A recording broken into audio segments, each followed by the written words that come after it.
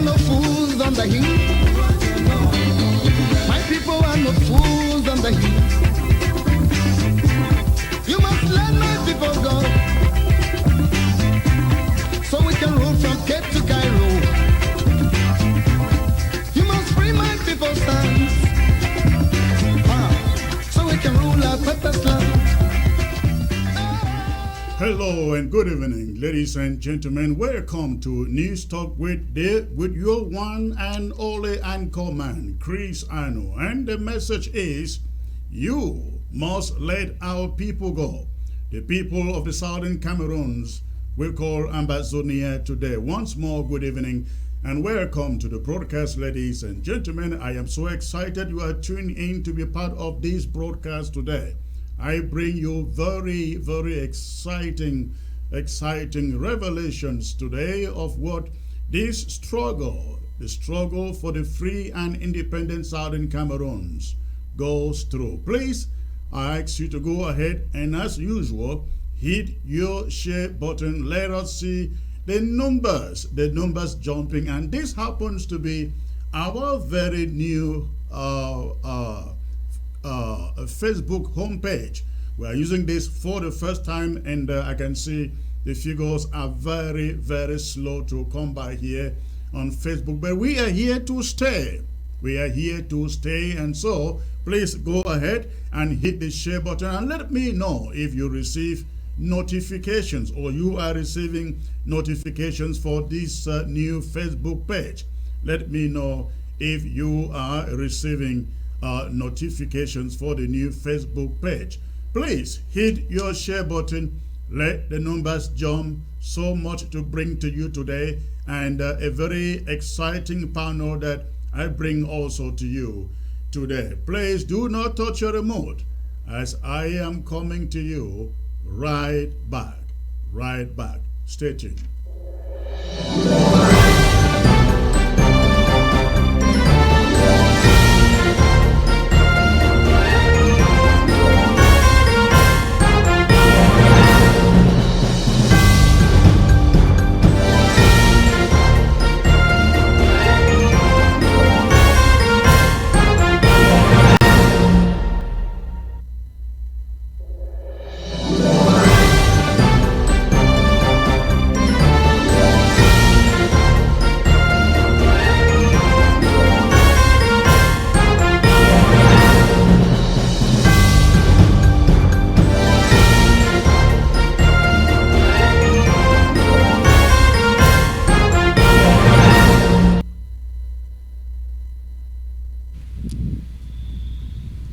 So today, Sunday the 7th.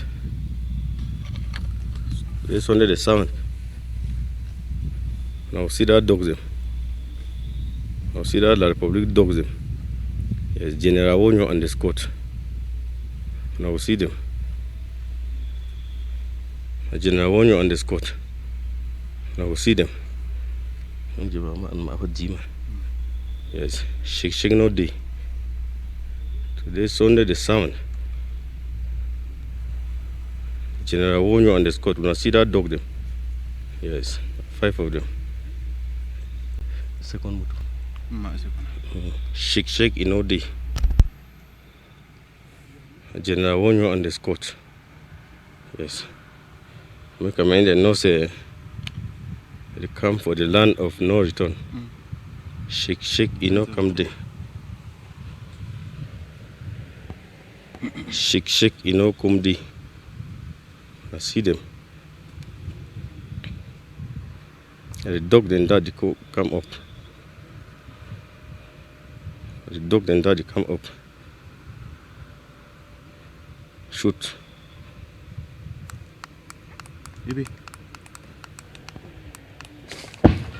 Can I see him now? Shake in all day. General Wonyo and the Scott. Life. Yes. A second target.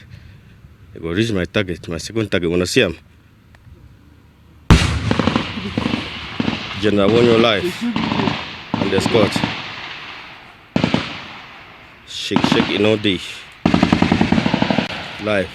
And then that, they don't stand for day. Shake Inodi. General warn your life and the Scott. Now the motor and that stand for the Shake Inodi. Shake Inodi.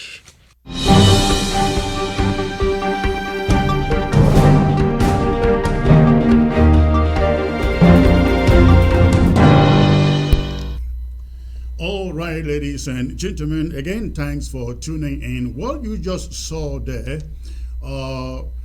those are Bui warriors doing what they know how to do best. That happened yesterday, Sunday, I believe, dawning Monday, that is today.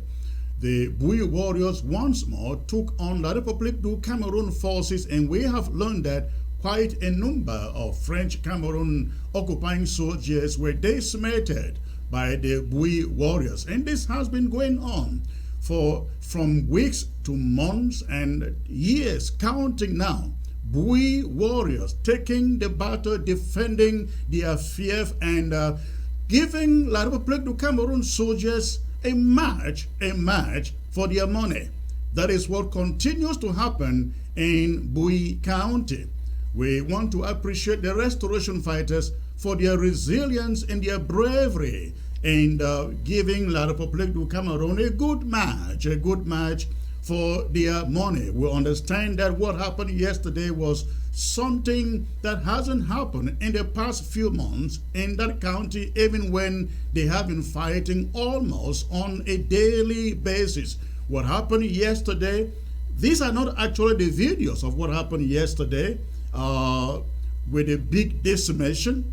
We haven't gotten those yet, but they are on their way coming. We may have them maybe before this broadcast is over. But what you saw there happened in Bui County also yesterday, ladies and gentlemen. We here at the interim government truly appreciate the bravery and the resilience of the Bui warriors. Keep doing what you are doing, one by one, county by county. We will take over Ambazonia, whether the Republic du Cameroon likes it or not. That is going to happen. Resilience is going to make that to happen, and you are actually on course doing exactly that. I am being joined by a comrade who has the details of what has been going on in the Bui, ladies and gentlemen. All these past days, he has updates to these events in Bui. Hello, sir. Greetings, Comrade Chris, and thanks for having me on ABS. Thank you, sir. Thank you, sir. Thank you for coming to join us with the updates from Bui. Now, we've just seen the images emerging from Bui. I understand that was yesterday. Now, besides what I have just shown here on screen, a bigger attack took place against French Cameroon forces. Please tell us about that and other happenings that have been going on in Bui recently. Thank you very much for that request. Like it happens, Bui has always been on the battlefront. I dare say on a daily basis. We are aware of that. Right. And before I give details of what has been happening, I really want to appeal to everyone. It looks like we have abandoned Bui to self, that support is not coming from outside, and we really want to appeal that people should really support these warriors who are on the battle on daily basis. They need our support, and if you cannot support even in finance, in materials, you can support in feeding, you can support in health. There are always many ways to support these, but doing a tremendous job. So that's an appeal that I want to start with. All right. And to tell you about what happened, coming back to your question yesterday, the Bui Unity Warriors that led by the Major General Mad Dog, they have been on a plan to bring down the military barrack, the main military barrack, because the main military barrack is located at 2 kilometers away out of Kumbu main town. The place is called Bui, and that's where the SDO resides as well, the colonial SDO. Okay. So they have been looking for a way to bring down that military barrack because it has brought untold pain to the people of Bui. It is from that barrack that military is dispatched to the quarters and small military bases are created. It's from that barrack and the one in Tobin that houses have been burnt down. It is from there that you saw them destroying crops a few days ago, claiming that if they do not destroy these crops, especially beans, corn, and plantains and banana stems, they claim that the boys will come and hide there and then will probably bring them down. But the boys of Major General Mad Dog did not wait for that to happen. They had planned for this attack for weeks, and yesterday morning at about 5 a.m. they took the operation, and the operation was taken not only by him alone, but by the barracks around him in the east of Kumbu, and the two other barracks in the north of Kumbu joined him for that operation. How big is this military camp? Because I know that is this the major lot of public military camp in Bui? Because I know there are quite a number, isn't it? Yes, there are quite a number. We have B camp in Tobin, which is also quite big, but this is the biggest one where you have the main military, where all battalions reside. And that's where it is probably at that position for strategic reasons, also because it's that area is usually considered as the GRA of Kumbu, the government residential area. So that's where most of those elites, especially those sellouts, and the SDOs and most administrators, they live. So it's actually the biggest military camp in. Hello. Yes. Okay. Did you hear me? Yes, I can hear you. Yeah. Now, there is no doubt about this, that the Bui warriors remain at this moment the most active on the ground, and they are doing an awesome job defending the territory. I know you mentioned lack of support coming in, but tell us the spirit in the boys, the fighters there on the ground. I will tell you that the spirits are very high. And one thing that brought the spirits of the boys very high is the fact that some few elites who escaped, who thought that they could betray the struggle, they took to La République in towns like Yaoundé, Douala, and Bafoussam, and have been sitting in a WhatsApp group calling themselves One Gun Store, meaning children of sons and daughters of the founder of that kingdom. And all they do on that WhatsApp group is to find ways on how to eliminate and chase these boys out.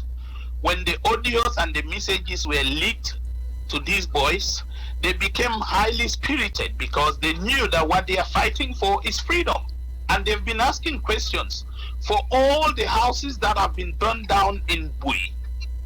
If we have 2,000 houses burned down in Bui, 1,995 are burned down by the military, and the few 5 are even burned by the boys created by them. We know how many people have been killed in Bui. We know how many military comes to Bui every day. Not even a single of these elites have been able to say, no, we want to put a stop in this. But they are the ones endorsing the military to come to kill their people.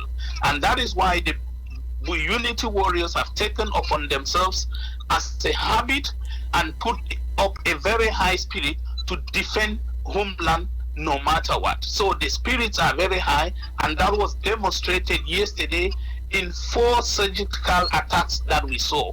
You saw us reporting the first attack as part 1, and then the second one came as part 2, the third one came, and even the 4th one at night.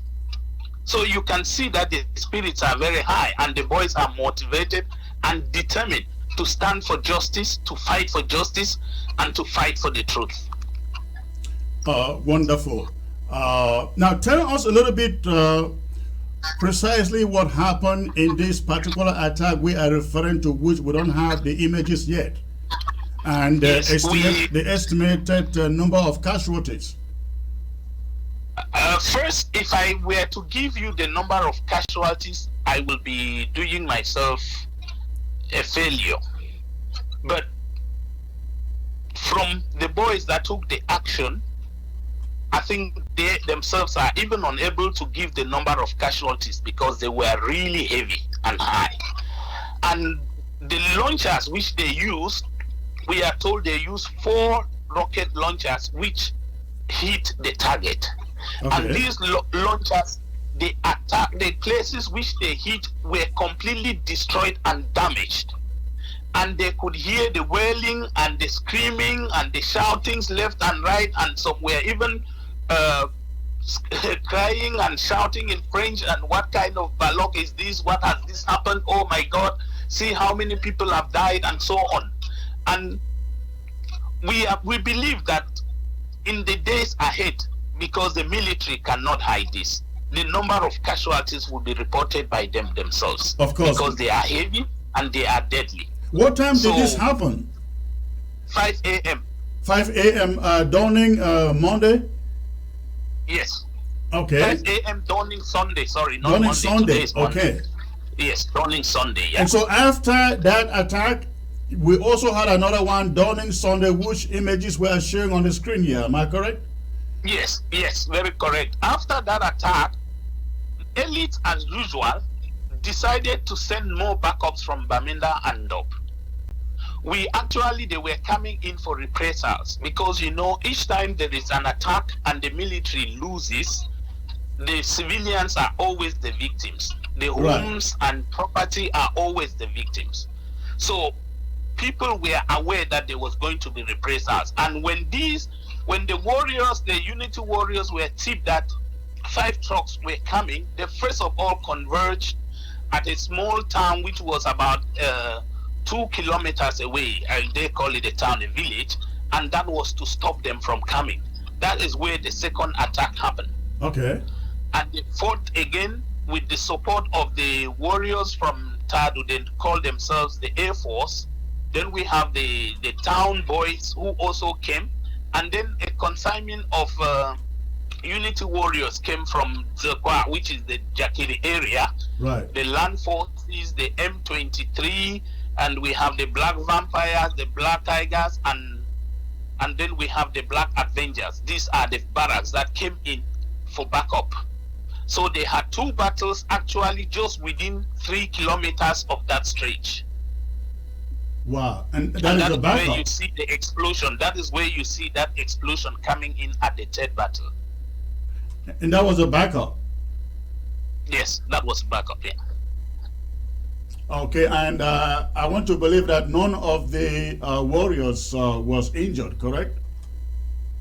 Yesterday was really a blessed day for the warriors as they all returned rejoicing.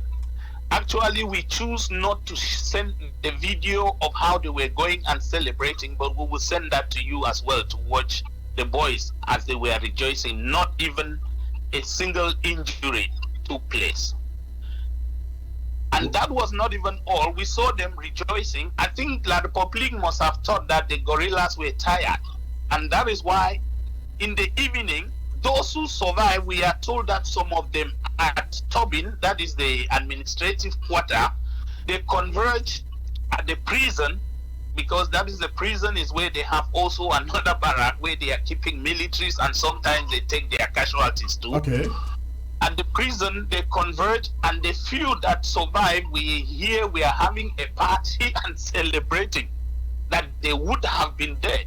But surprisingly, I don't know how the boys got the intelligence. Surprisingly, the same unit, they call themselves ambush unit. The same ambush unit had mobilized all the barracks in Zekwa, that is in Jakiri area, right. And they came and joined 2 others in Bui again, and they launched 2 other rocket launchers, hitting again on target. Wonderful. All right. And that was at night about 9 p.m., between 9 and 10 p.m. Okay. Wonderful. Listen, comrade, I want you to know that we here at this interim government, we are 200% behind the warriors and we are going to do everything that we can to support them. There is actually a list that is making the rounds in the fora out there. Please, if it is only $10, it is not small. It won't be small at all, because if we gather just 200 of you and you are putting in just $10, it adds up to $2,000. That can go a long way to supporting these warriors and valiant fighters in Bui. And one of these days I will come on and just do a very special fundraiser for the Bui warriors. We will support every fighting force on the ground.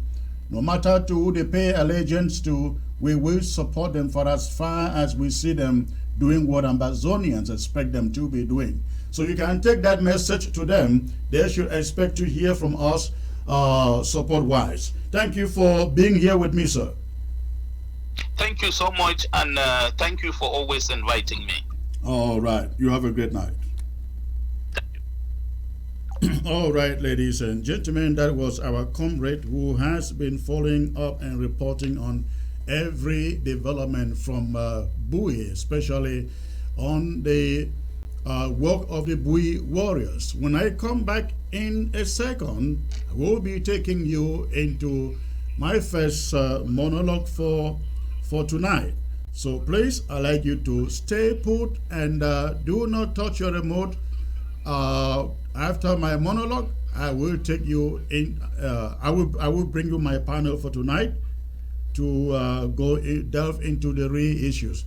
Don't touch your remote. The only thing you should do, if you are watching by way of social media, Facebook, please continue to hit that share button. This is our very first time broadcasting on this particular platform. And please, I understand that notifications are not going out. I don't understand why. But you can hit the share button to every group that you have on Facebook, WhatsApp, what have you, Instagram, and so on. I will be right back with my monologue.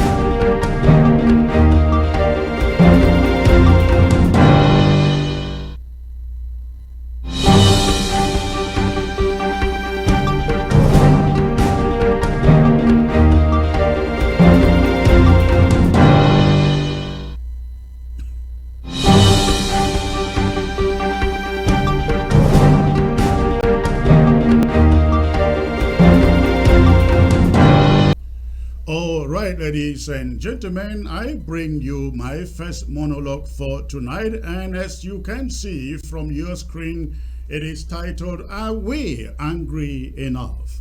Are we angry enough? And when I say we, I mean all of us Ambazonians who believe in a free and independent Southern Cameroon. Are we angry enough? We have seen so many things to leave us wondering whether we are really angry enough as we fight to secure this independence. If we are at war today, 20th May 1972, at least the event that took place on that day should be blamed for the war in the most part.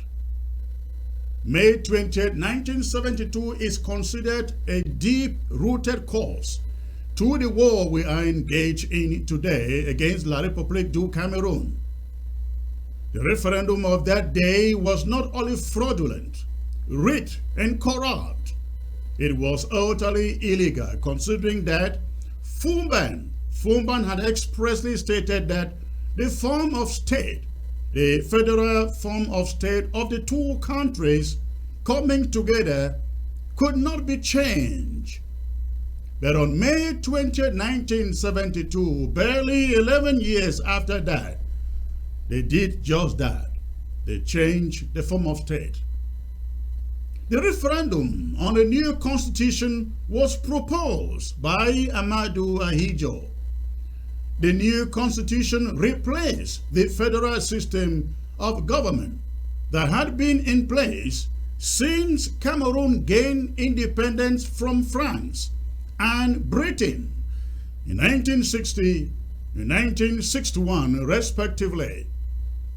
Under the federal system, Cameroon was divided into two regions, what they called East Cameroon, French-speaking, and West Cameroon, English-speaking. Each region had its own government and parliament, and there was a federal government that oversaw all national affairs. What many people did not understand at the time is the fact that the referendum of 1972 was hashed, basically with the intent of annexing the southern Cameroons and bringing it under the total control and ownership of La République du Cameroon. The new constitution abolished the federal system and replaced it with a unitary system of government in which all power was concentrated in the hands of Yaoundé. The new constitution also made Ahidjo the head of state, the all-powerful head of state, with virtually unlimited powers.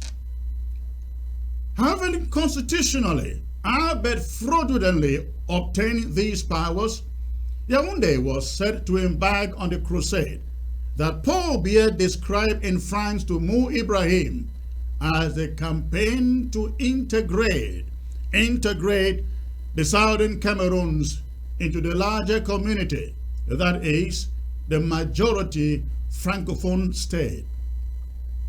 Today, people want you to believe that our problem is just that we are marginalized and discriminated against. That is far from the truth. In the context of any legitimate one Cameroon, that will be true. But it isn't true when you consider that marginalization and discrimination are only the result of a greater sin, an illegality. I mean, the 1972 referendum that eradicated the unique identity of the southern Cameroons.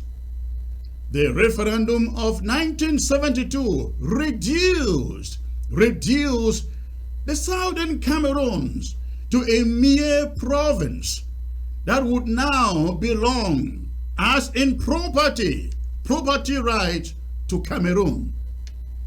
The federal system had provided some level of autonomy to the southern Cameroons, but the unitary system centralized all power in the hands of the government in Yaoundé.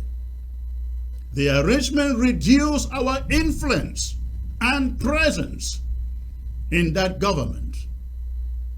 In their own eyes, we were no longer a state as in 1961, ladies and gentlemen.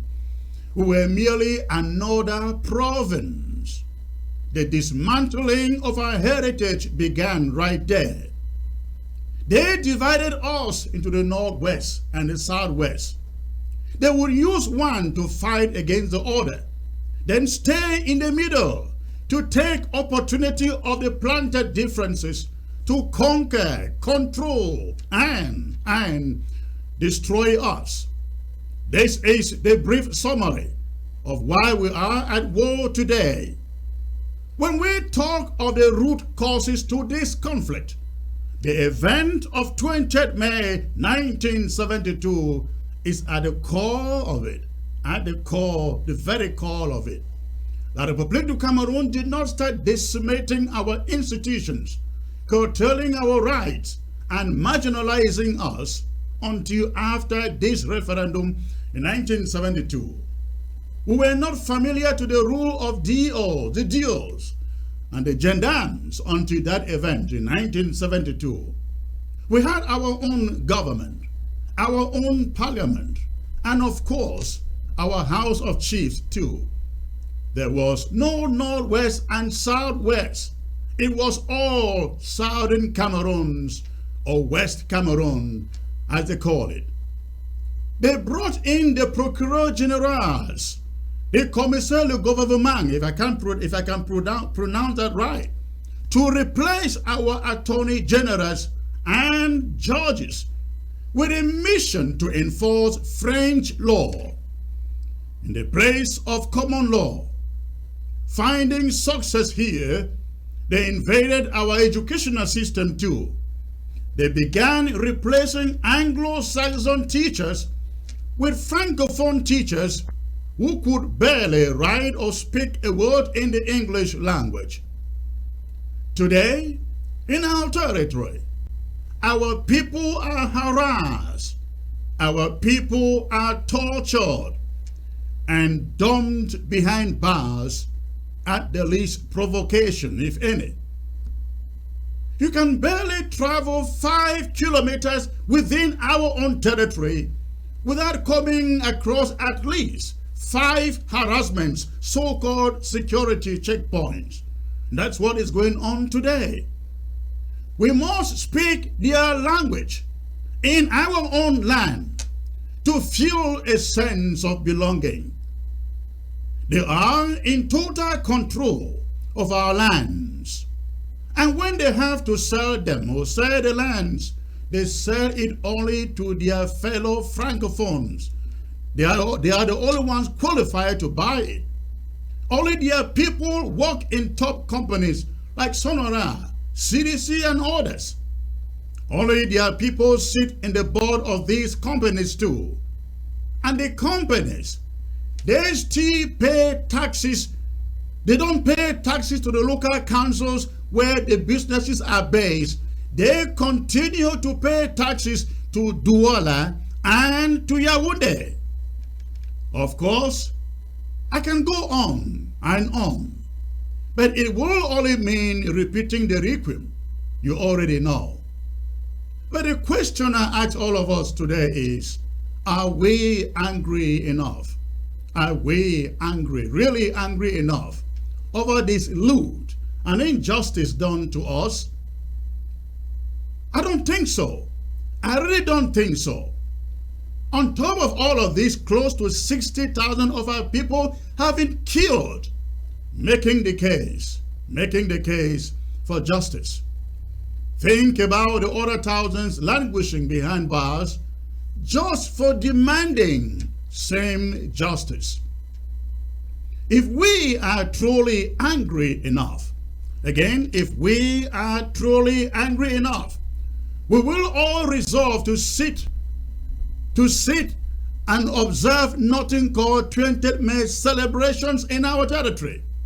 If we are angry enough, we will be spitting in their faces to let them know 20th May was a rape. If we are all angry enough, we will be figuring out each person on his own how to bring down anything and everything Cameroon in our territory, especially on the occasion of this 20th May, so that the world can know that we all detest the day they conducted that fraudulent referendum. If we are angry enough, ladies and gentlemen, we stay away from any ceremonial ground to send a message to the world that the Southern Cameroons is no longer part of La République du Cameroun. If we are angry enough, we will all hide in the bushes to take down Cameroon military and supporters from attempting anything 20th May in our territory. How do we allow them to fraudulently conquer us and then get us to join them celebrating it? From an ant to an elephant, we must resist Cameroon's 20th May so that the world gets the message that the problem isn't the diaspora. The problem is Cameroon. Ambazonians on ground zero, please detest anything Cameroon. Do not only stay home as we have called for a lockdown. You can block the streets and the roads. You can waylay their army and gendarmes too. You can entrap their enablers also. Look out for their senators. Look out for their parliamentarians, their chiefs, their mayors, and their councillors. Look out for them. Their cultural groups also. Every facilitator of this occupation and injustice should not be spared. One thing is sure, ladies and gentlemen. This is how the world knows that we are angry.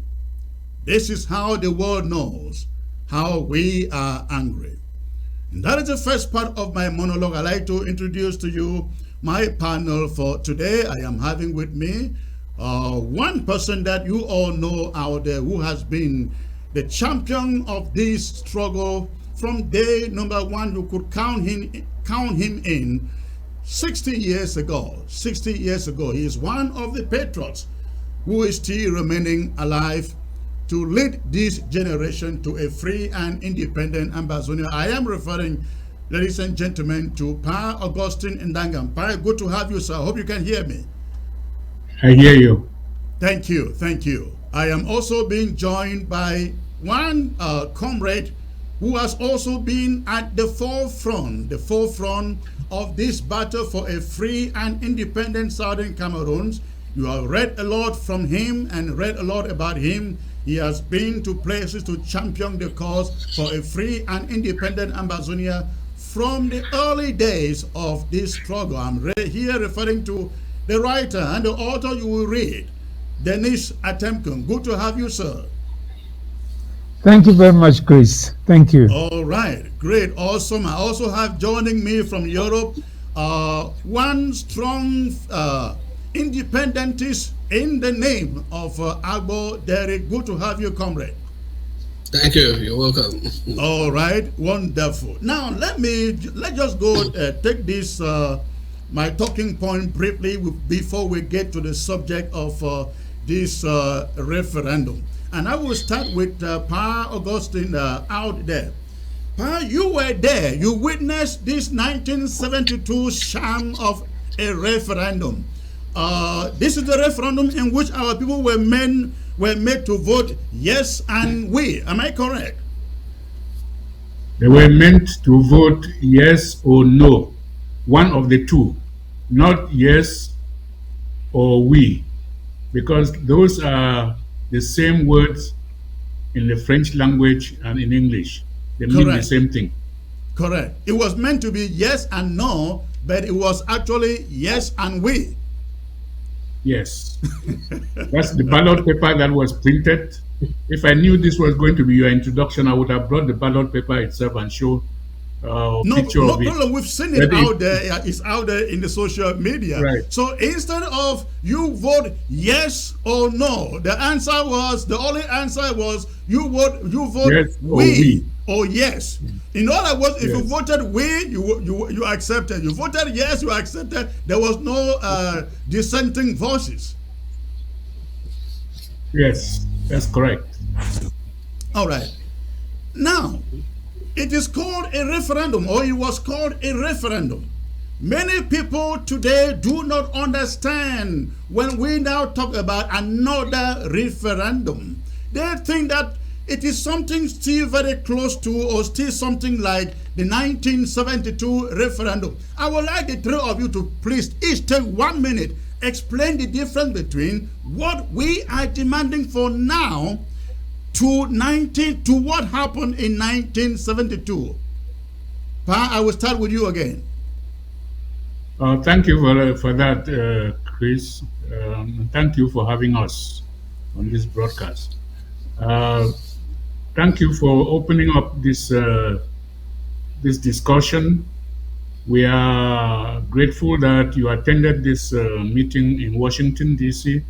We will get to that. We will get to that. Just forget about Washington D.C. for now. Go straight to this question. Basically, we will get to Washington D.C. in the next chapter. The referendum of 1972 is a referendum that was conducted by BIA. The referendum we are talking now is not something to do with BIA. BIA has no hand in it. We are talking of a referendum that will be conducted by the international community. That is, at the heart of the international community is the United Nations. We are talking of a referendum that the United Nations will come into southern Cameroon and conduct with southern Cameroonians to ask them their future, their voice in what they decide, they themselves decide about their future. BIA has nothing to do with it. And when I say that I should qualify it, it is not that BIA will not try to interfere. No, we're not saying that. I think when we go to details, when we get there, you will bring those details. But it is short and simple. BIA has no hand in what we are asking, what we are planning to ask the United Nations to come and do. All right, Comrade Dennis, I'd like you to make a sharp contrast between what we are asking for today in a referendum to what happened in 1972, please. 1972 was not only fraudulent, but it was a death sentence on us. You know, the Federal Republic of Cameroon was a joint venture between two parties, the Southern Cameroons on the one hand, and La République du Cameroon on the other hand. Now, if you needed to dissolve that joint venture, it could not be by asking the citizens of French Cameroon, who were 3 out of every 4 people in the whole of Cameroon. They were a majority, they had 3/4 of the population, and you ask them whether the federation should be abolished or not. No, the federation was meant only to protect the Southern Cameroons, not Francophone. The referendum we're asking now is a self-determination referendum, a referendum for our people to speak again. You know that the agenda of French Cameroon has been to start completely prevent our people from being able to express themselves. And this has been the agenda since 1961. 1972, they cemented that by violating the Constitution. The Constitution, after they successfully violated the Constitution, they now put a ban on the discussion of the form of the state. So there is a big difference between the referendum of 1972 and the referendum we're asking now. What we are asking is to restore the right of our people to freely express themselves once more, and by that determine their future, because we refuse to that. La République du Cameroon has changed our status as a partner in the joint venture that we entered into called Cameroon, by all it has been able to do. Let me put it that way. Thank you. Thank you for making it brief. Comrade Derek, give us your take again, the difference between what we saw in 1972 to what we are asking for today. Is it the same thing? Is it the same referendum? Oh, of course, no. Thank you, Mr. Everybody watching to understand the difference between these two, so they are not confused what we are asking for today. Because if you go by what happened in 1972, nobody will think that we're on the right path asking for another referendum. Thank you, Mr. Chris, for this opportunity again for to talk to our people, and I think we're going to do our best to meet up the expectations of our listeners. Well, the major difference that I see here is that the referendum of 1972 brought into light the hidden agenda that Cameroon had with France from even before our joining them. It has all been along a matter of annexing the Southern Cameroon. And the French could not get a better way of doing it than what they did in 1972. So the referendum brought to light and showed to us that what actually took place in 1st October 1961 was just May 20, 1972, you mean? Yeah, no. What took what took place in the referendum that Cameroon conducted actually came to actually brought in light what actually took place in 1st October All right. 1961. So in 1972, Cameroon was merely confirming that annexation, and and by abolishing the pre-arrangements which we have. And the difference with that referendum with what we have now is that in that 1972 referendum, the people did not have the power to decide. They were merely forced to do what they did. But in this one, we are planning now, the people will have that power to decide for themselves what they want. Thank you. Parandangan, back to you. I titled my monologue The Illegality of the 1972 referendum. I call it an illegality because that federal constitution of 1961 from Fumban clearly stated the form of state cannot be changed. In other words, it will remain West Cameroon and East Cameroon, both of which will maintain their institutions. But the moment they conducted a referendum in 1972, not their own, but our own institutions were all raped. And is it not correct to say that we are at war today because of that 20th May referendum? Pandanga. Of course.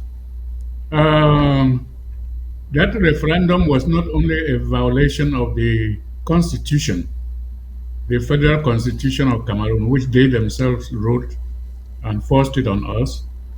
It was also making a U-turn on what we agreed with them prior to the plebiscite in 1961. We agreed, the arrangement on everything about joining was that we're going to be two states both equal in status. That is the arrangement by which the United Nations conducted the plebiscite in 1961.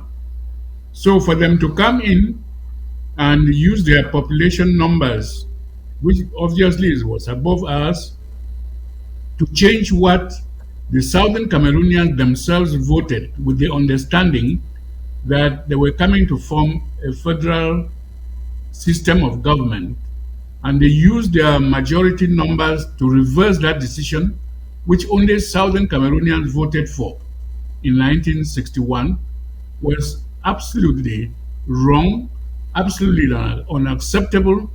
But again, we want to end by echoing that the referendum we want to ask the United Nations to come and do is different from that one. Our own referendum that we are talking now to ask the United Nations is quite different, not BIA's own. And in fact, BIA will have nothing to do with that. We want to end the war. We want to end the war. And if we are to talk with BIA, we want to use only that referendum. We'll tell BIA that you propose this referendum. That is what we should talk about. And we are accepting it. In fact, I will elaborate on that later on. Thank you. Dennis, please, I mean, this is my understanding that Cameroon is now seriously mobilizing every nook and cranny of Ambazonia to show up on May 20th to celebrate the rape of our heritage, everything Ambazonia, our Anglo-Saxon educational system, our common law system, and you can name the rest. Cameroon is currently mobilizing. They've positioned the army everywhere to make sure that people they have planned to show up in traditional festivities, dances, and so on, they show up and participate. How can Ambazonians, knowing this history, want to go out to celebrate? Is there anything there to celebrate? And that is why I ask the question, are we angry enough? Dennis, please. Chris, you know that when people are under annexation and illegal occupation, they do the most outrageous kind of things. one of the reasons why we say that we should only have a referendum to the future is this manipulation that you are talking about. Why is La République du Cameroon going out to fetch everybody, force people, convince people, buy people to go out and march? It's to deceive the international community, isn't it?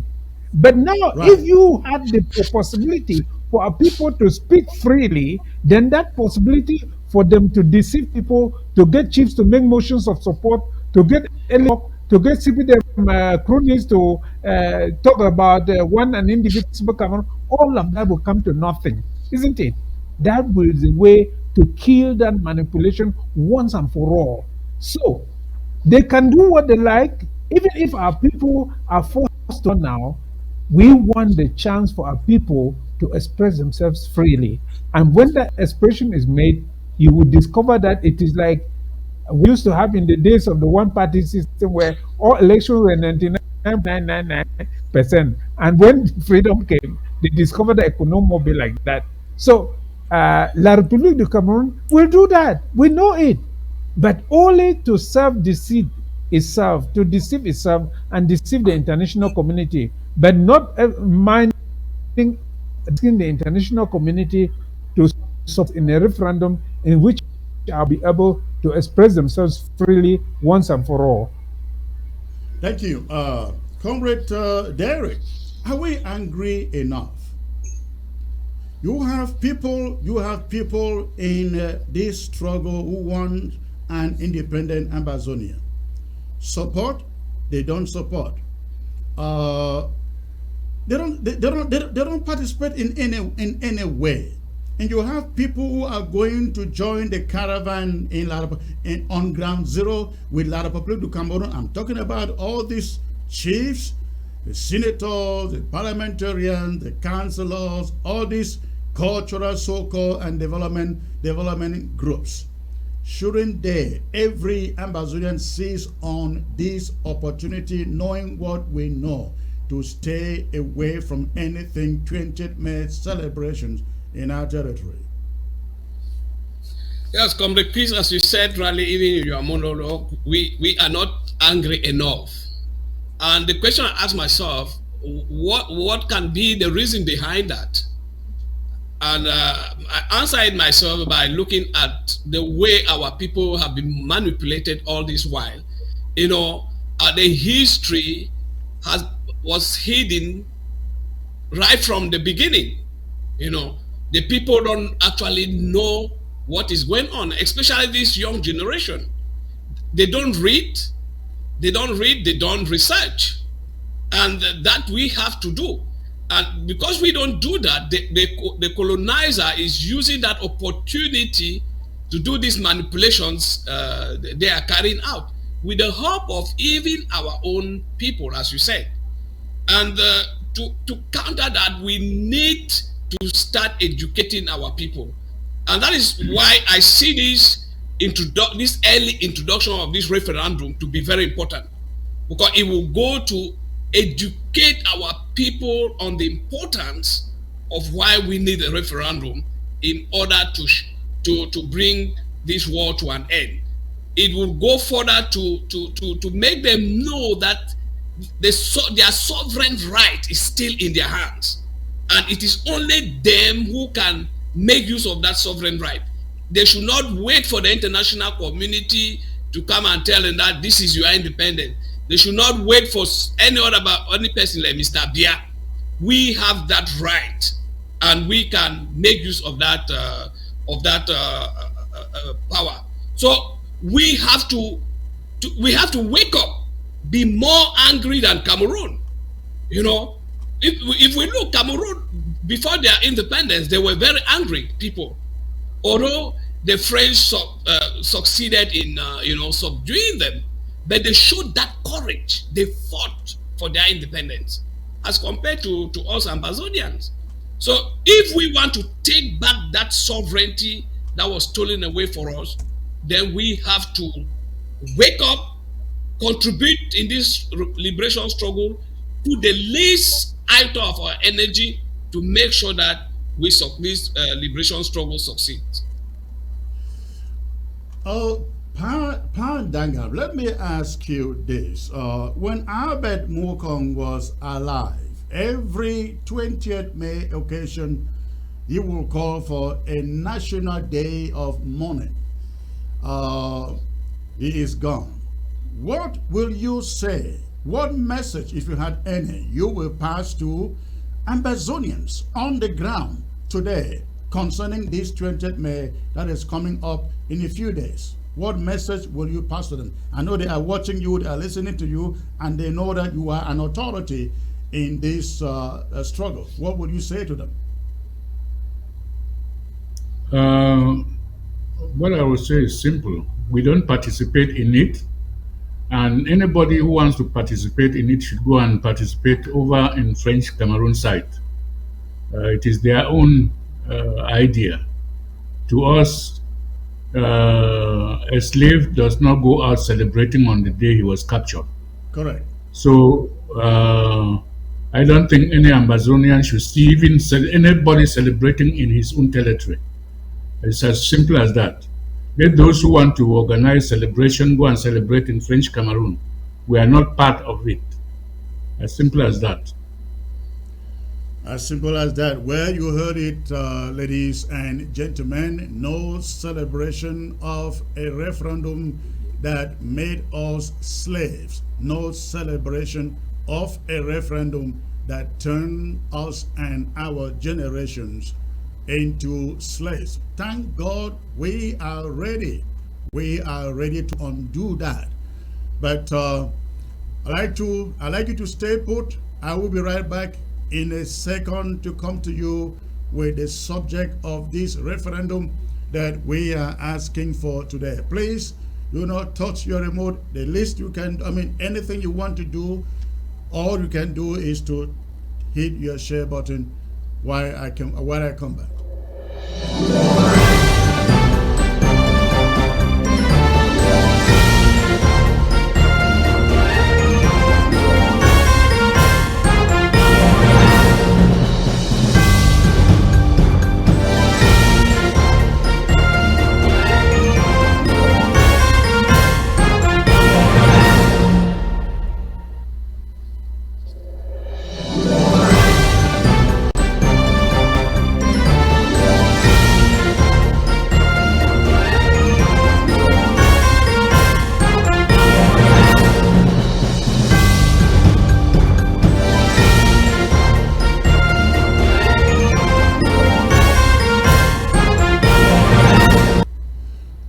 Ladies and gentlemen, thanks for staying put in there. At this moment, I will take you into my second talking point for tonight, which I titled The Struggle Turning Partisan, assuming a partisan character. And this is emerging out of the announcement a week ago of a meeting in Washington, D.C., in which yours truly was part, coming out with a statement supporting a referendum for our cause. For 6 years and counting, Ambazonians have been saying they want help from the international community to bring the current conflict to an end. But at a time when we see such help about coming our way, we find some among us who would do anything and everything to sabotage it, to see it fail. 2 weeks ago, some of us gathered in Washington, D.C. at the behest of the Hudson Institute, and we came out with a joint statement calling for a referendum that should quickly bring this conflict to an end. Why the overwhelming population of Ambazonia welcomed the idea with lots of excitement too. We have seen what I would describe as partisan hackers pushing so hard to persuade Ambazonians from accepting the idea of a referendum. They have argued that Negotiations ought to be the way and the only way in that matter to end the conflict. When the argument fails to gain traction, they say a plebiscite perhaps should be the thing, the secret. In the midst of this flip-flopping, they organize a paid press conference, then buy robots on Facebook to watch them just so they come across as relevant, with the ultimate hope they are able to persuade Amazonians to buy their narrative that no referendum is no good. The other fellow in Europe, hearing about the referendum initiative and in spite of the public endorsement of it, said over his dead body, would a referendum happen in Amazonia? And he described the leaders who came up with the idea as chicken-hearted politicians, in quote, chicken-hearted politicians. We want Amazonians to take particular note of a number of things about the referendum we are talking about. We do not have to persuade you. You are smart enough to decipher what is right and what is wrong, what is done in the national interest and what is done for self-interest. Don't expect me to be calling for a press conference to sell you the idea of a referendum, as some are trying to do, to dissuade you from it. If it is good, you will know. If it is a selfish idea, you also know. Such folks lack self-confidence in what they stand for, and they think that they must shout to your ears to believe them. We will not do that. Again, a number of things to take note of. Number one, we are not against negotiations. In fact, we stand for negotiations 200%. A mediation that is taken over or organized by the international community. But the argument that we must then wait for a negotiated settlement before we can talk about a referendum is very faulty. Very, very faulty. And I once believed in that argument. But the fact is that we are dealing with an enemy who is so vicious, who sees negotiations as a waste of time. They walked out of the Swiss process. They have said they didn't consult the Canadians to mediate on their behalf. And so they are not ready to go to Canada. So what is left? Sit and wait until they kill all of our people before we bring a different option to the table? Of course not. Of course not. The referendum is just another option on the table. With the referendum, we have essentially pinned La République du Cameroon at a very bad corner. If they reject a referendum, they cannot reject negotiations. And if they reject negotiations, let's see how they reject a referendum too. They are at a bad corner. If we can sell this referendum successfully, they will not be able to convince the international community why they shouldn't cooperate in any of the options.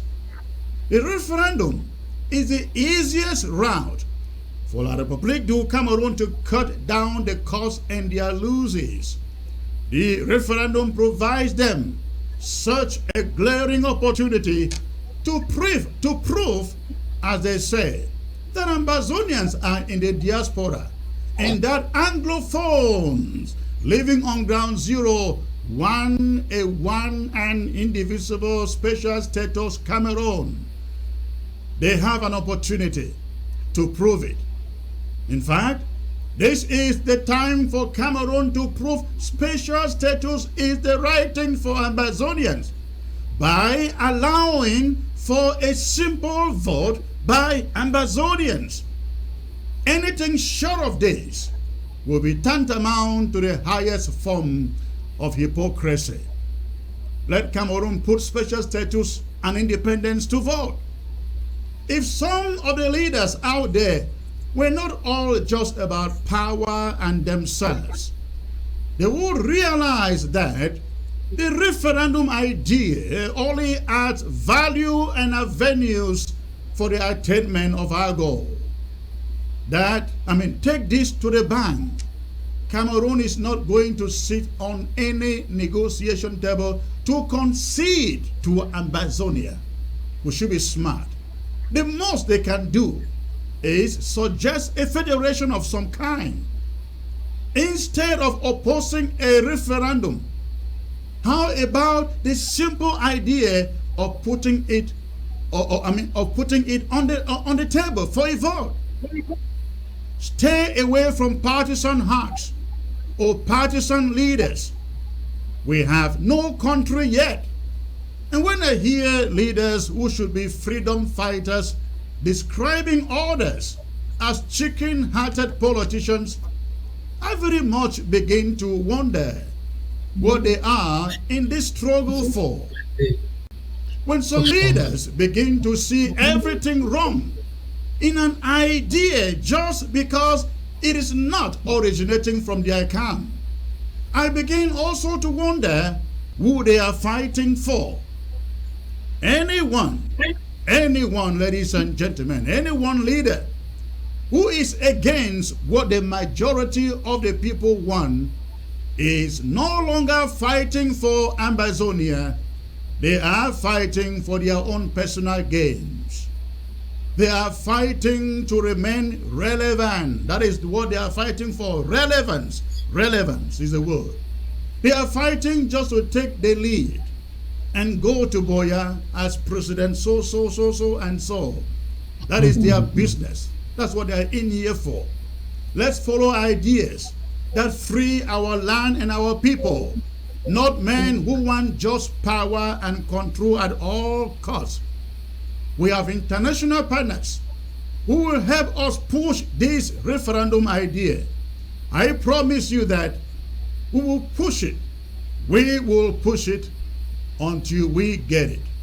And I will never shy away from it, ladies and gentlemen. Now I take you back to my panel.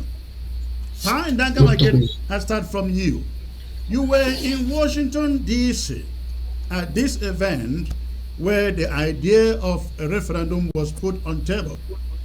The response to it was unanimous, consensus. I would say 200%. If you could go over 100, it was 200%. There was no argument, no debate as to a yes or a no to a referendum. If anybody had a little different, it was the how of it, not the if of it. So please, you have been in this struggle for a very long time. Tell me what you think is wrong, if there is anything wrong at all in this quest for a referendum at this stage of the struggle. Pandanga. Thank you, Chris. Thank you for attending that Hudson Institute conference on the 24th of April, on Monday. I was there, you were there, others were invited, they did not turn up. And those who did not turn up, this is where the misunderstanding being generated to mislead our people is coming from. I want to thank you, Chris, for taking the lead of all of us who attended in making a broadcast earlier and beginning to educate our people. If we are here today, it is first of all to confirm what your broadcast on referendum was as a decision from the Hudson Institute conference. We are here to confirm it and to expose ourselves to talk to our people about it and welcome questions. We hope that there are people listening. Try to understand what we say. If you don't understand, ask questions. But referendum is what we talked about at the Hudson Institute. SCAPO delegation to that institute distributed some documents, two important documents. One was a document called Referendum As. Referendum As. And then we are making that document available to all Southern Cameroonians. It's not a SCAPO thing now.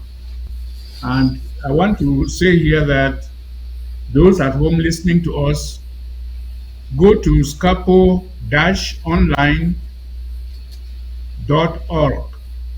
Go to our website. And when you get to our website, don't be attracted by too many pictures. There are too many things there. Go to objectives and find the document that we presented at the Hudson Institute conference and read it. It is important that you read it. There is that document, and there is another version of that document in questions and answer, which is a summary of the original one. We appeal to you to read the original one. Don't just jump and read the summary. The summary is made in question and answer because we know many people don't want to read. And then you may ask, how is it that different people summon a meeting and we prepared material in written form to deliver there? The answer is simple. That is what I want to go back and tell you where this misunderstanding about a referendum started. Before I received the invitation for SCAPO to attend that meeting, we had a debate over ABC television. And that panel was called up to debate a matter of put forward about our matter by International Crisis Group. The document was about 28 pages. We're going to debate as a panel and then give our own reaction. Those of you who watched that debate from home, you know what I'm talking about. That in a very short time we dismissed that what we were called to discuss and came up with this matter of referendum. And it was like fireworks. There we disagreed. And there I was trying to tell my fellow panelists that no, this is something to be excited about. For us to express our own views about our own future. I, as SCAPO, I cannot claim that when I speak or when SCAPO speaks, that is the whole Southern Cameroon speaking. No, that would be telling a lie. I cannot say when it is negotiation, it should be SCAPO to negotiate. No, no. But if we take a formula of the referendum, there is no way you will say it was negotiated by A or B or and so on. It is the whole population of Southern Cameroon that will speak. It is the whole population. And that is the only chance that we can speak as a population and the international community will hear us. We have a war. And in that war, the international community doesn't care whether during that war we have declared our sovereignty or we have declared that what. They see us as one country. There is no need calling somebody and saying, but does the international community not know that we are different? Do they not know that we are an annexed people? They know. They know. And then you begin to blame the international community, but why don't they recognize our country? Why don't they? It's because you don't. We in SCAPO have written to the United Nations. We have suggested everything, including this referendum. And the United Nations has not replied. Is that why we should give up? No. If we spoke to the United Nations, what is good? What the first good thing about the Hudson Institute conference is that they succeeded at least to call a conference of groups, different groups. That conference, if I called it as SCAPO, nobody will come.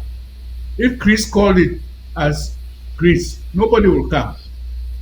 So, but they succeeded to bring us together.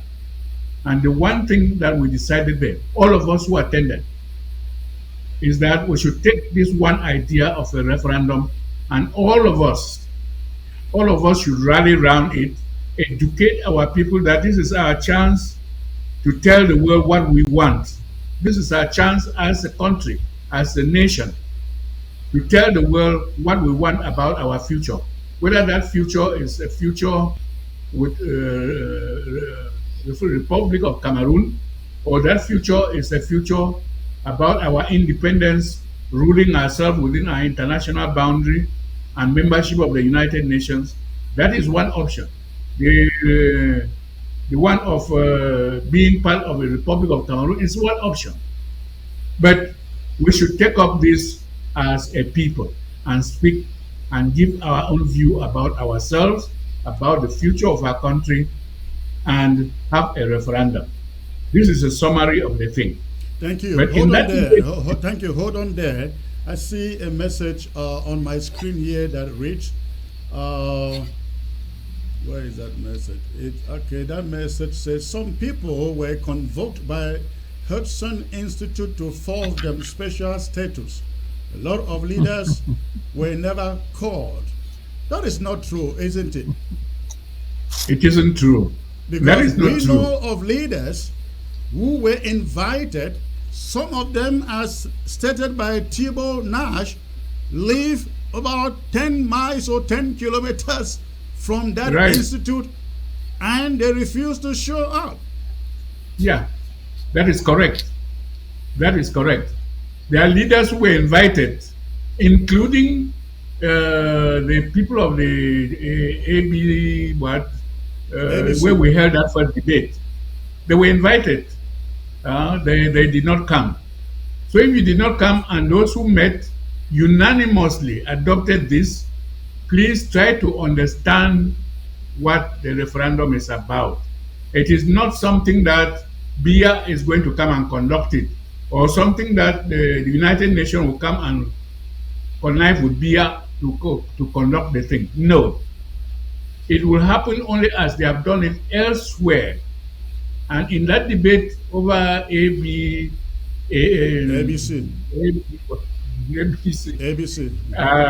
I mentioned 3 examples. I said, look, there was war between Indonesia and East Timor, because Indonesia had annexed East Timor, and there was war. They fought a war, and that war ended when the United Nations went to East Timor and conducted a referendum on their own independence. They were not conducting a referendum in which Indonesia should participate or Indonesia should accept before the United Nations conducts it. No. But the East Timor today, as a result of that referendum on independence, is a free country. They have their full independence.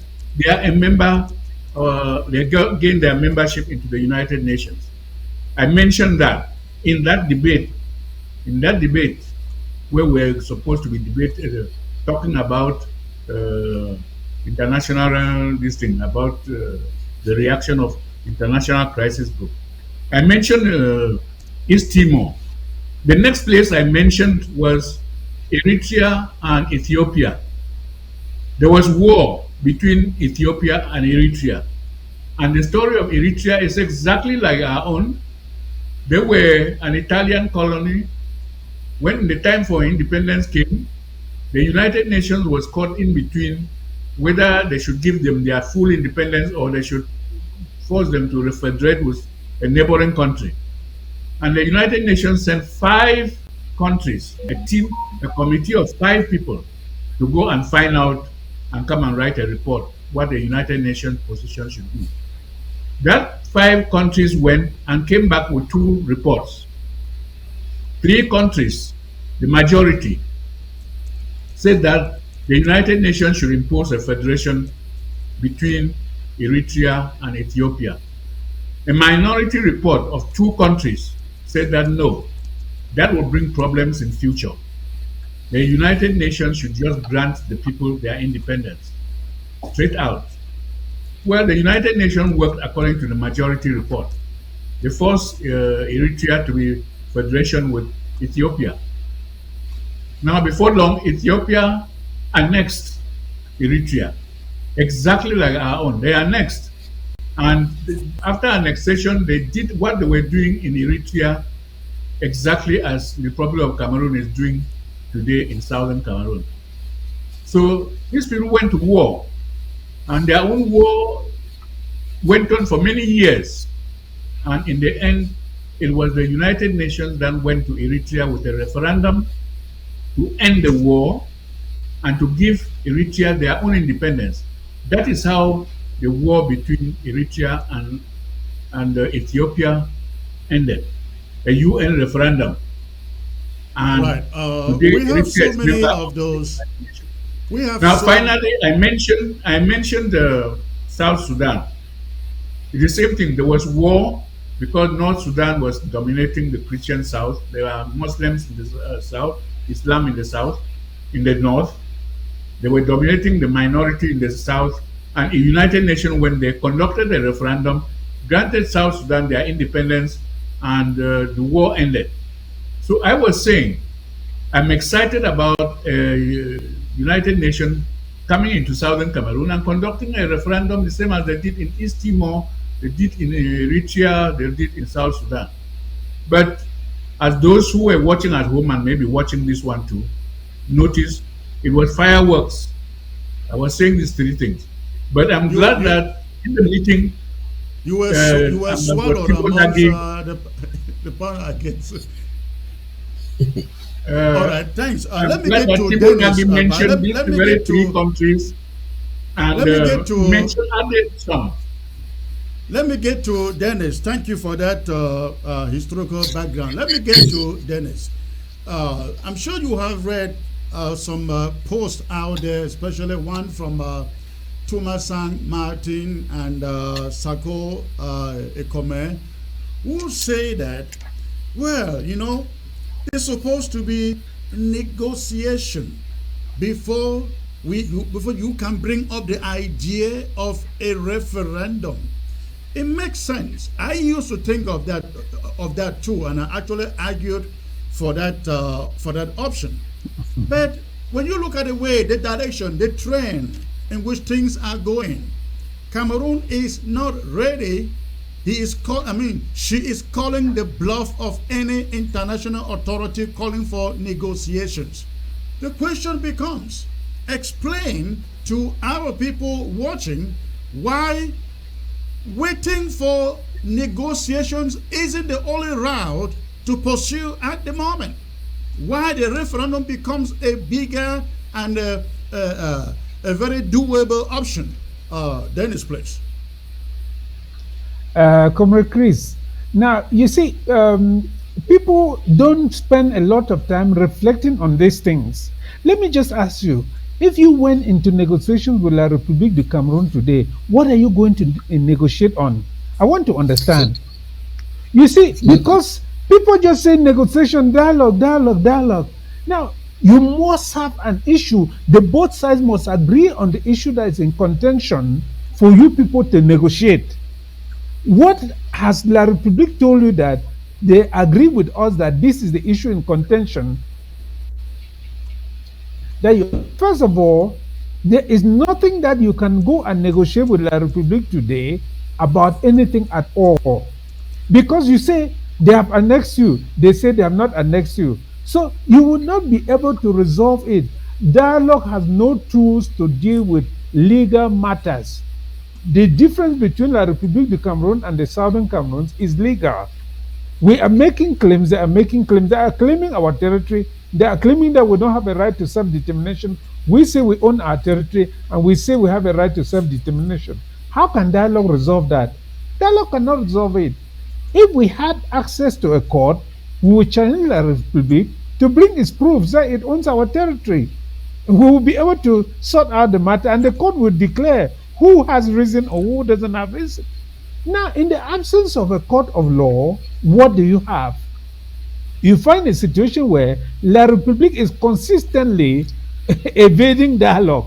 So what will you do? The only option now is a referendum. Why? Because a referendum combines two things. It is both a political solution and a legal solution. Legal in the sense that in both international and domestic law, the voice of the people overrides all laws. And therefore, whatever are the claims of the people of the Southern Cameroon, of La République de Cameroon, the voice of the people is capable of resolving them. This is the reason why a referendum is the option to solve the problem when you have no access to a court that can hear the contention between the two parties. Thank you. Comrade Derek, what is your take on this when people say, no, let's just focus on negotiations until. Well, you see, Comrade Chris, I think in your monologue, you have answered those questions. Greed, and greed. And what we should take note here is that when I read this, what these people write and what they say, what I see is that there are people who are fixed with a defined roadmap, and they think that we are going through some kind of school curriculum where you have to go from one topic to another, you know. So I think that these people actually in their minds, they are not refusing that Ambazonians will end up by going to vote. If I look like what Dr. Sako said, he was talking of a referendum, a plebiscite. You know, when I look at it, I begin to ask myself, why a plebiscite? Which means he recognizes that Ambazonia will end up by going to vote. So, if we end up by going to vote, why then refuse the idea of a referendum? Why refuse the people the education about referendum? So I came to the conclusion that he only wants that the idea should come from him, and what he wants the vote to be called is a plebiscite, which means if we term it plebiscite, he will rally his people and tell them, okay, let's prepare ourselves for a vote. Now, when I read from other people like the AGOF-C, what I see from them is just a positioning. They are talking of negotiations because they believe that by going to sit there, they will be the ones, you know, carrying the other groups. They go there, they sit, and then now they negotiate the referendum, and then they come to the Ambazonian people and tell them that, you see, the AGOF-C, the leading organization, has now negotiated a referendum for you, so you buy it. Right. That is just the point, you know. Right. That is just the point. But I will call on Ambazonia not to follow that. Please don't do that. Referendum is an option, and we should not be latecomers. We are lucky that we have all these gadgets. We have the internet facilities nowadays, as compared to Eritrea, that bad name, as compared to he named Eritrea, he named Estimo. Yeah, we have these facilities to educate our people. So why not make use of it? Put our people aware.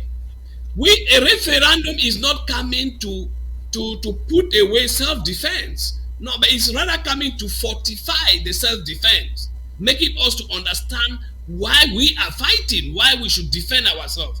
So the referendum is merely coming there to fortify it.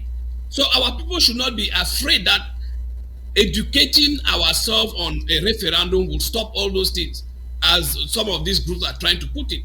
That is totally wrong. So we should not be latecomers. Let's start educating our people. A referendum will not be today. It will not be tomorrow. It takes time, so that before a referendum takes place. And then, just as Comrade Atenken said, negotiation. What are you going to negotiate?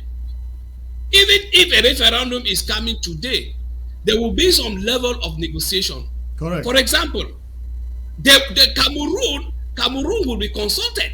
And why Cameroon will be consulted is for them is for them to know that, okay, you will have to pull out your mice away.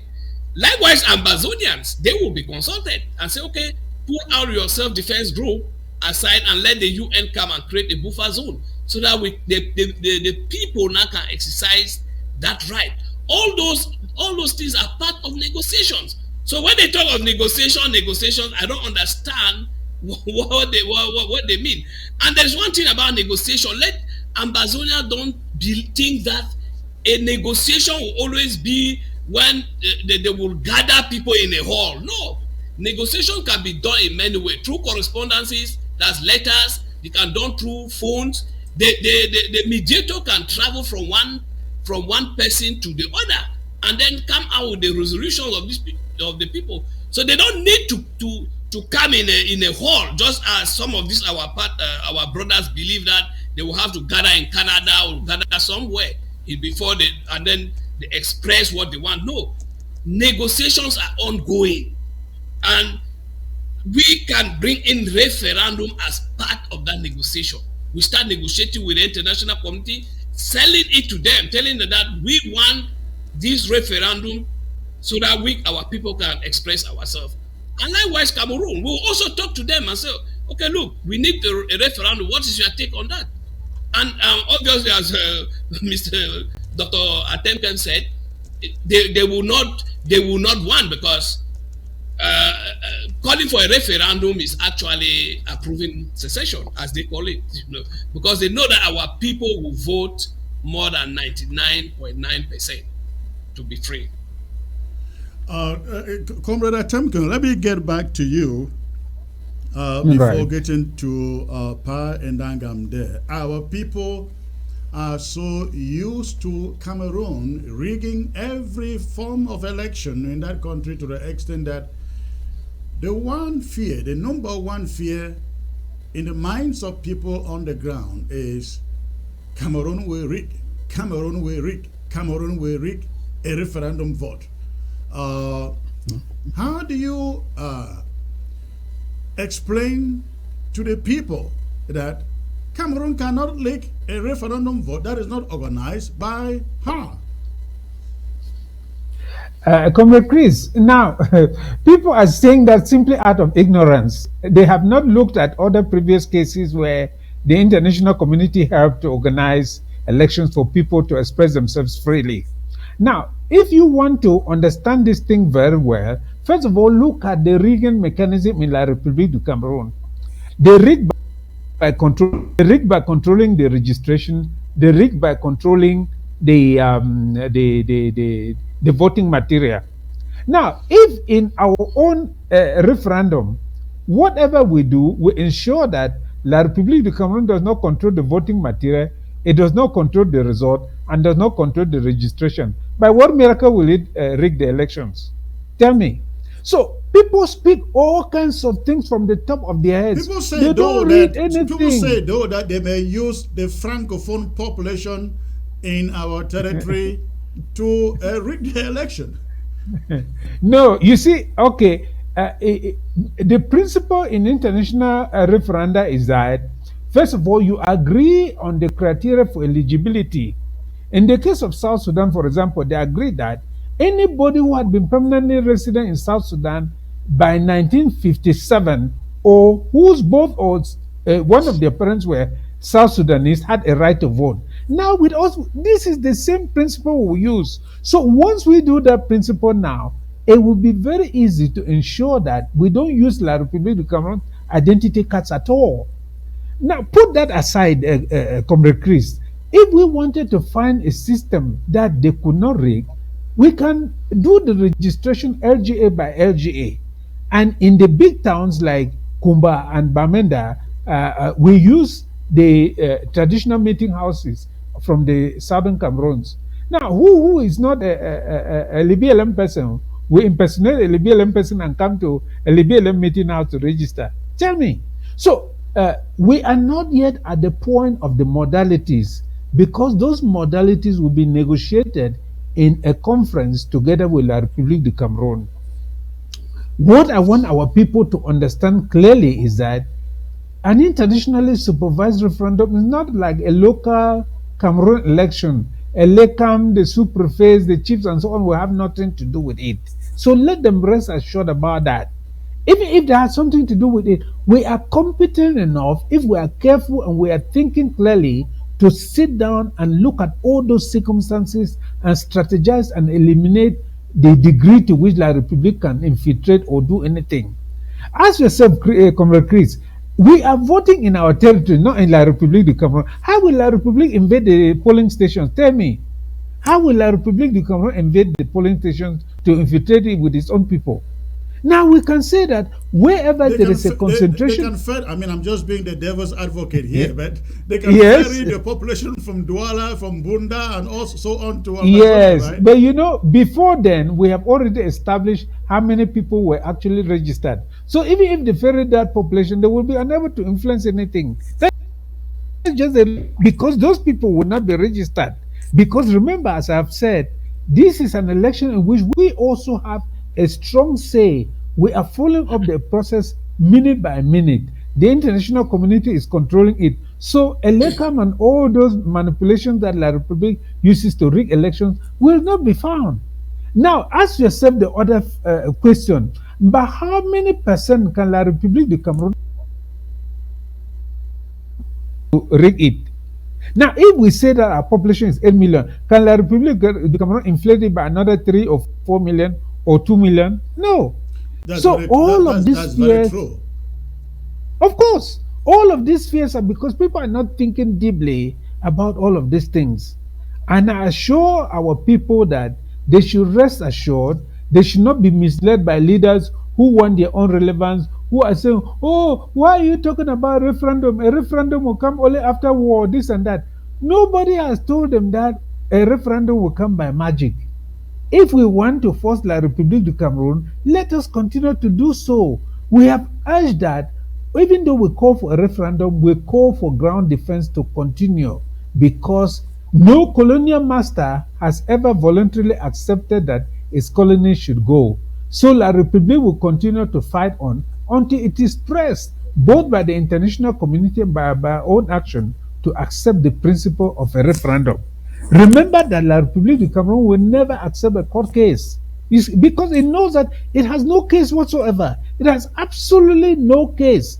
If it were a country that was reasonable, we could call it to arbitration and say, okay, let's submit this difference to a panel of international judges who will adjudicate on our behalf so that this unnecessary killing, brutalization, destroying of villages and so on should not happen. But there are people controlled by Satan, so they will do anything they like. So we cannot listen to them.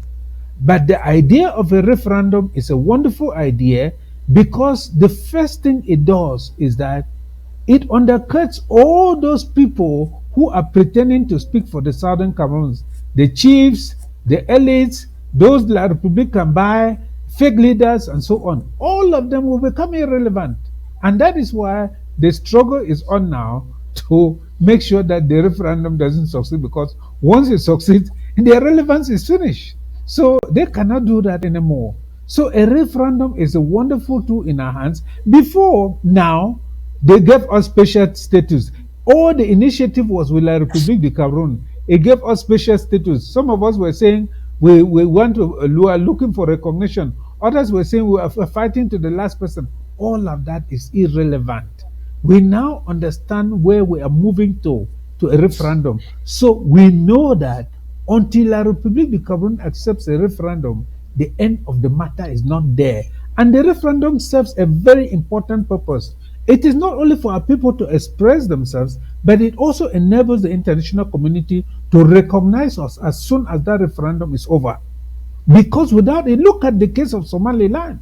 There's no recognition. Why? Because of the method through which they achieved their freedom.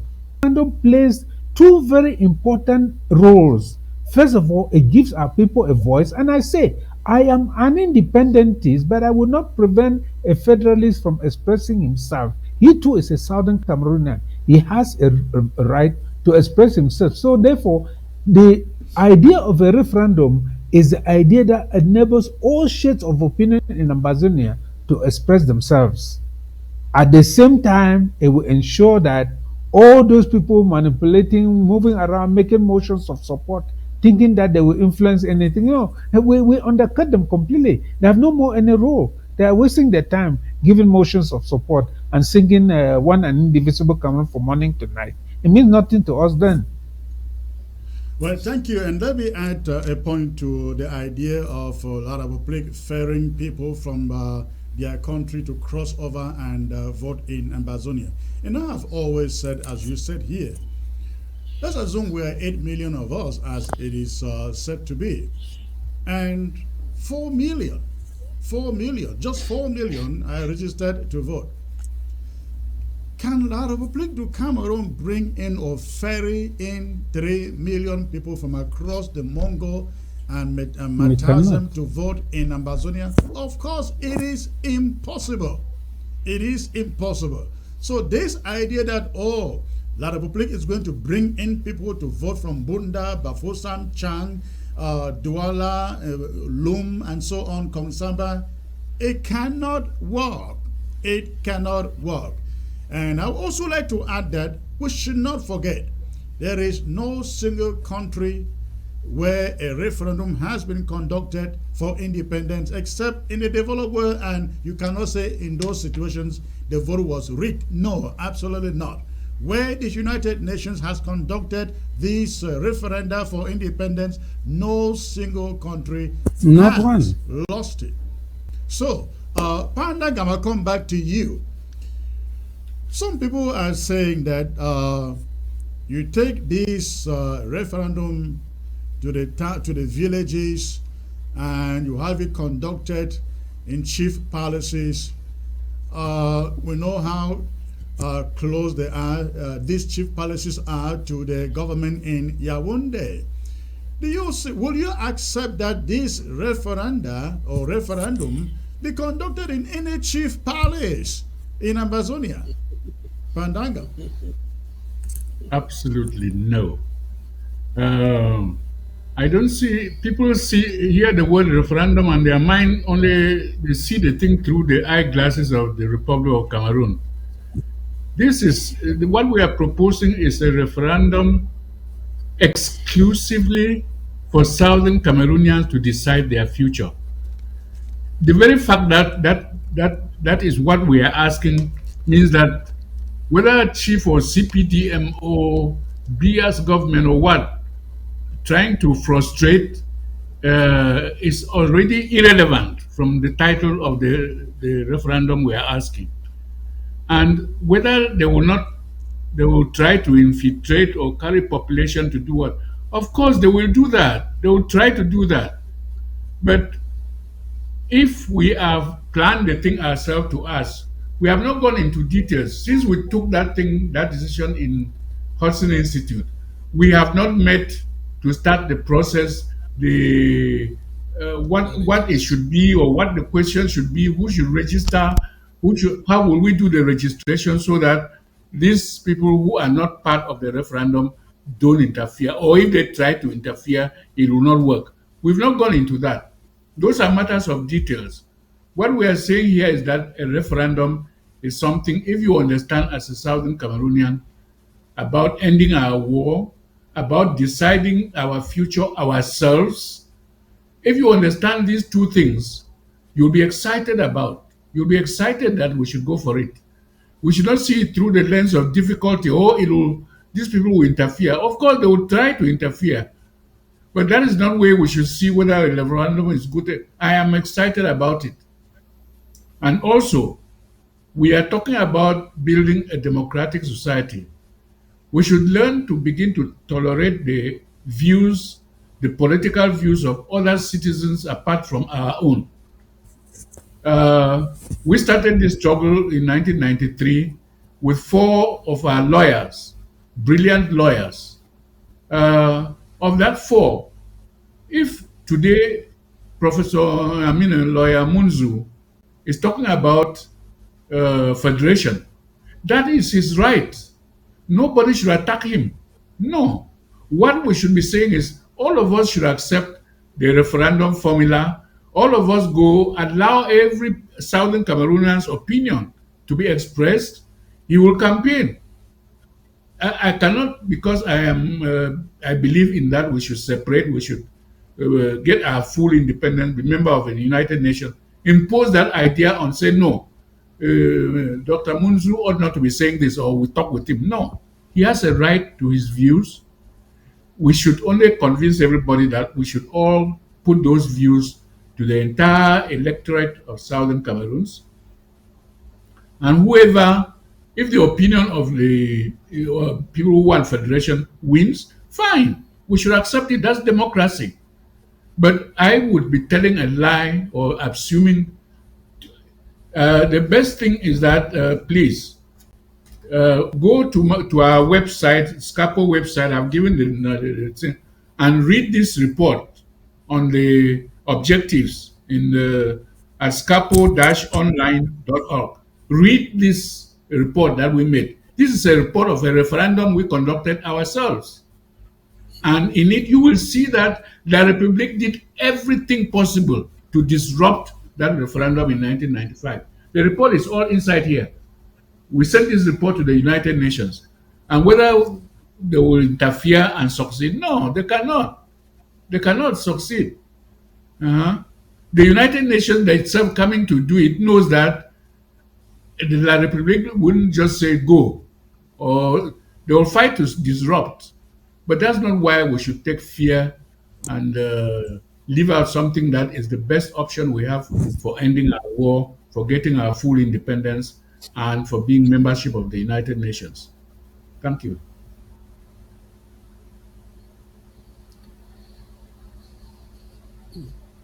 We don't hear you. We don't hear you.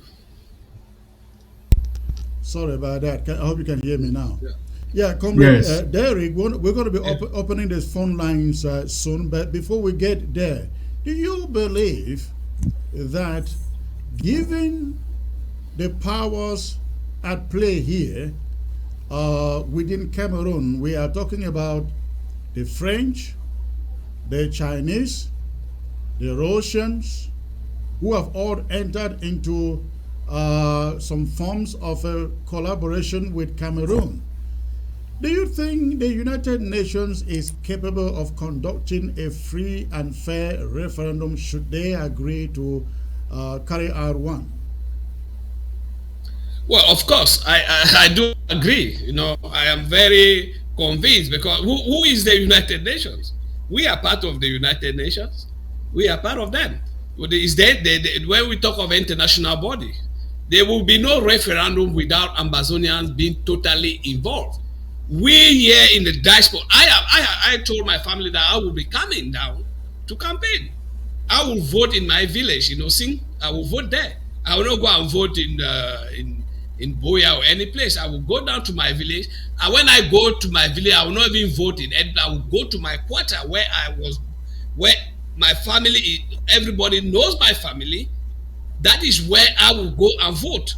And I will open my eyes to see. I like that idea. Shouldn't that be the standard, baby? Where everybody goes back that will be part of the standard, and vote from there. Yeah, so that will be part of the standard, which means you will not vote. We will make it in a way that you go and vote where they know you. That will help to reduce this fear of infiltrators coming in. Which means if I see somebody from French Cameroon that has been there for 20, 30 years, just as Dr. Atemke said, we can agree that those people should be allowed to vote. I will be able to identify them. In our village, we will be able to identify them. So if any other stranger comes in, we will reject him. We'll say, no, we don't know you here. We know you are a stranger, but you have not been living here all this while. So you go back, you can't vote. And we should also know something about this, something we should wipe away from the fears we should remove from our minds. Is this fear of fraud inside the polling stations? We should also know that international bodies like Amnesty International, human rights bodies will be there to watch. We will have international observers that will also be there. And it will be easier for us, just as I said with this gadget. If I'm in a polling station in Osing, it is easy for me to communicate in all the villages in Manu to know the results there and there. This will not be something that will be carried just like French Cameroon does its election. They will carry it and then they send it to the prefect, to the chief takes it to the GO to the prefect, they take it to the governor, and then they will tell you that in 2 weeks' time the results will come out. No. There and there, that same day, the result will be known. Because in each polling station, I can video the actions, I can, I can keep the records, and I communicate it with all the other Ambazonians around Manu. So there should be no fear about this. My only fear is if we do not educate our people on the importance of this referendum. If we do not educate them to know that it is them who have the final say, they have that power to go and decide on their future. And my other fear can only be when we will come to the modalities. As Pa said, we are not yet into the modalities, but when we will come into the modalities, like choosing the questions is a type of question that will come in. If, for example, the day of that referendum, I go there and I see, do you want to do you want to remain with Cameroon, or do you want to be with Cameroon, or do you want to form any other form of government with Cameroon? I will reject that, as I will mobilize Ambazonians to reject those kind of questions. I will want to see two questions. Do you want to remain with Cameroon, or do you want to go and form your government? Yes or no, finish. They're going to tell me that, or do you want to form other kind of government? Those are the kind of technical words that were used in 1961 plebiscite, where they use the word by joining. You see, because when you say form other kind of government, which kind of government? Is it a federation? Is it decentralization? Is it what kind of government? So if I see that kind of question, then I can start telling my fellow Ambazonians, hey, look, there is something fishy here. Let's try and mobilize ourselves and counter this. Because that is what our people did not do in 1961. Right. When those two questions came, they had the possibility of telling the UN that, hey, stop. We want to see the other question, and do you want to be on your own? If they had done that, the UN would have changed its mind. So that is why this early education about a referendum is very important for our people. And I believe that we are going to make it as long as we put our hands together. And we are calling even our brothers and sisters who are against it to rethink and join also, that we start educating our people. Because it is very important, even if they want to go to negotiations, we will have to agree on what they will take to negotiate. So if they want to sit behind and just say, no, you're going to negotiate on what? What are you taking there? So let's come together, redesign our roadmap, and see how we can forge this education about referendum. Absolutely. Talking about together, as you find on your screen, we here at the interim government, we are talking to different stakeholders, and Pandangam is aware of that. We are putting together a conference on this subject in Washington, D.C., I guess end of June. The date will be announced pretty soon. We want to bring every stakeholder, whether member of the interim government or not. Let's come together and reason out our own rules, modalities under which this thing can be conducted. We are hoping that at the end of that conference, we will put together a whole different array of Ambazonians, intellectuals, leaders, stakeholders together, maybe to form some committee and look at and come up with our own in-house modalities for this thing that is in the event of a referendum coming up, so that we come across as being ready for it, and our people need the education too. We are planning this conference in Washington, D.C. We are planning one for Belgium in the few months ahead. And we really hope that Ambazonians will show up to understand what we are talking about. We're going to be having some international guests, the people who have experienced referenda in their own countries, to educate us how they did it. I think it is very, very critical. We are putting that together, and again, the announcement will be coming up pretty soon. But Comrade Atemkun, let me come to you last before I open the phone line here. What would you say? What would you say to leaders who just do not see the idea of this referendum giving us a free and independent Ambazonia? Those who keep on saying negotiations are the only way. We have said here that the referendum is only one of the options. We are not rejecting any form of internationally mediated negotiation, isn't it? Comrade Chris, now I have written quite a bit on whether there is any possibility for dialogue. Before the Canada, I told my people that La République will walk out of that at the last minute. Correct. That was about a month before that, and that is exactly what happened. I have seen this thing quite a way down the road. As I said, there's nothing you can negotiate with the Republic now. Now, before you negotiate, there must be agreement on the issue that is in contention, or at least both sides should know. Now, let us say you go and sit down with La République du Cameroon and say annexation, and La République will deny it. And that's what I've said. So, for me, what our colleagues or our leaders who are rejecting the idea of a referendum. Some are saying, oh, you see, a referendum, you don't put it down, it should be put down by the occupier and this and that. I have said, no, we are not worried about how we get the idea implemented. If we want to go to get it by force of arms, by military attacks, by our guys on the ground zero action, let us do so. But it is essential that we put down the roadmap for our people. Let our people see where we are heading to. Because once we now know that until Cameroon accepts an internationally organized referendum as a final solution, there's no other solution. That is clear. Now, people are saying this is only one of the possible solutions. No, it is not one of the possible solutions. I've explained to you that there are only two possible solutions.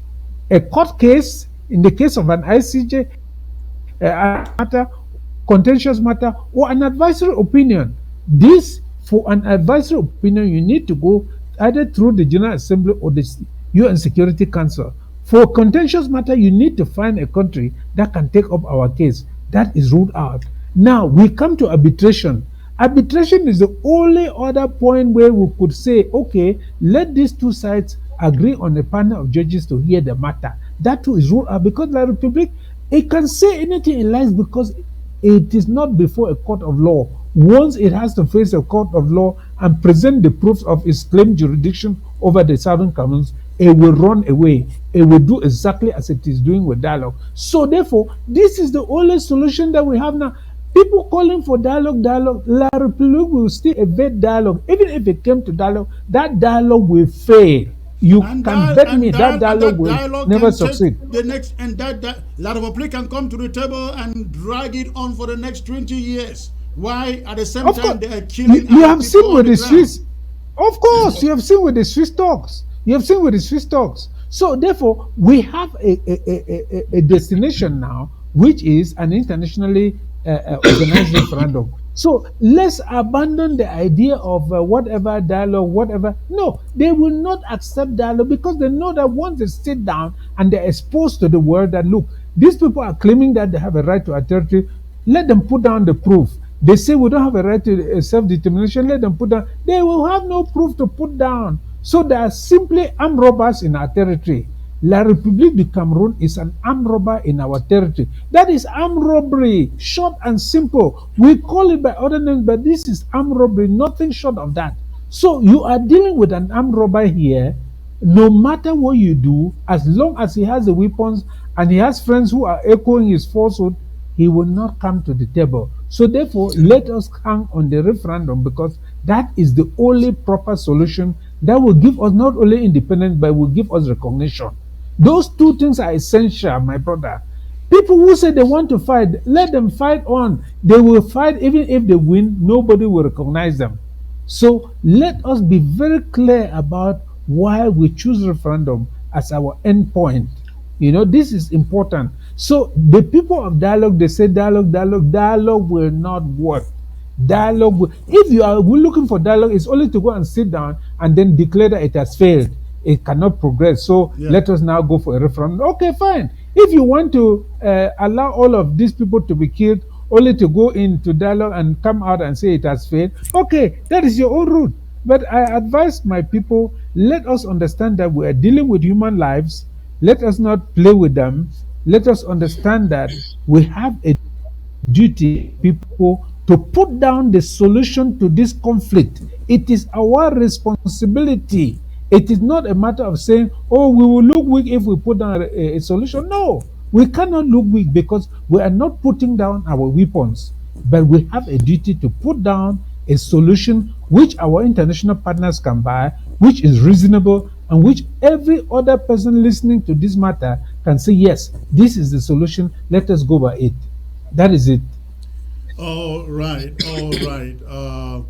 Pa Dangam, Comrade Dennis and Derek, please remain seated in there for a moment while I open the phone lines. Let us know what our audience think about this subject.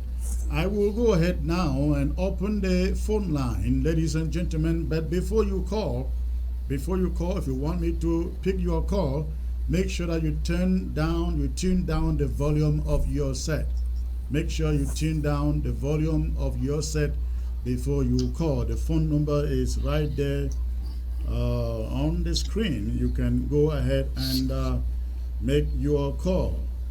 Again, before you call, make sure that the volume of your set is turned down, please. Make sure the volume of your set is turned down before you call. And while I wait for your call, I just like to remind Ground Zero of the lockdown that is coming up May the 18th through May 20th. Lockdown coming up May the 18th through May 20th. We have since banned anything called 20th May from taking place in our territory. We cannot be celebrating the day we became slaves. Again, we will never again celebrate the day we were made slaves. All right, I get to the first caller here. Hello. Hello, comrade, please. Hello, sir. Good evening, sir. Where are you calling from? I'm calling from the Scandinavia. This is Didi. Okay, good to hear your voice, sir. I'm also happy to enjoy a brilliant show. It's so formidable. Thank you. And I would like to appreciate all the panelists on board. All right. They have been so wonderful and so knowledgeable. You know, Comrade Dennis Atekem has said a lot of stuff there that I would say he's just repeating what our Professor Emeritus Ambassador Timo Nage said on ABC TV some few days ago, where he said La Republic will never come to negotiate with you people, and there's no country in the world that will force La Republic to negotiate with you people. He said so a few days ago on ABC TV. They even asked Padi Tar, who was interviewing him, that Padi, you are talking about negotiation. Can you tell me how you are going to do to bring La Republic to the table? That Padi couldn't answer that question. He couldn't answer. So what Comrade Dennis Atekem is saying there is just a repetition of what our Professor Emeritus Timo Nage said on ABC TV. For some reason, our people have adamantly refused to see the handwriting on the wall. I don't know why. But however, some of you guys who are knowledgeable enough, go ahead, let's put our heads together, educate our people.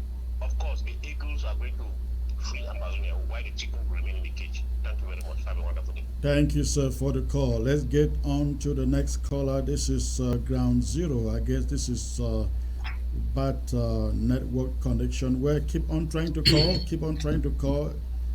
I see that you have a bad connection there. The phone line is open, ladies and gentlemen.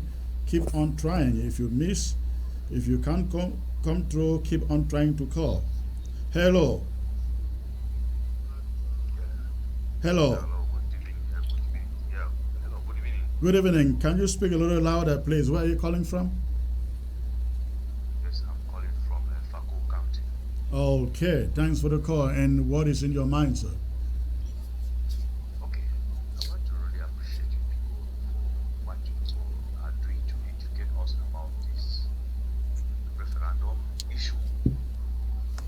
We here on Ground Zero, we are following almost all of you people, and when I look at the stand of Sako and Ayaba, insisting that there is not going to be any referendum, that is negotiation, I just want to say that these people have an agenda, they have a secret agenda.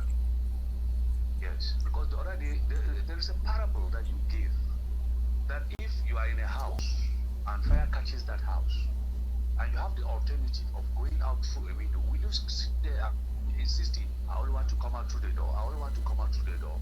The answer is no. We have to apply wisdom here. Right. Now, I want to say that AGF and Ayabacho, if you don't know, these people are agents of La Republic. We have studied them and we have seen that they are agents of La Republic. Because Sako destroyed this struggle from the time he embezzled my trip to Boya. And the worst of it, when he refused to stop the outcome to take place, that's when most of us knew on Ground Zero that Sako is working somehow very cunningly. And I want to admit President Chris, if we look at it carefully, we here, most of us, we have watched all of you, we have assessed. You have given more in this struggle than any of them. You've lost your brother. And when we look at it, I'm not campaigning for you, but I'm saying just what is the truth. You have given and you have made us to know that there is hope. If Sako every day, you just see they advertise to make talks and all what we have been listening to them. Okay, the other day, Tibo Nagi came and he was asking them, how can they do for La Republic to come to the table? And right. That body was just there as a school child. He could not answer. Why are they trying to do? I just want to tell us, Ambassador, we should shine our eyes and stop following all these people. Any means we can use to liberate our people. That's just what I have to say. Thank you. Thank you, sir. I appreciate the call. Thank you. You guys remain safe out there on the ground. All right, the phone line is open, gentlemen. Go ahead and call. Hello.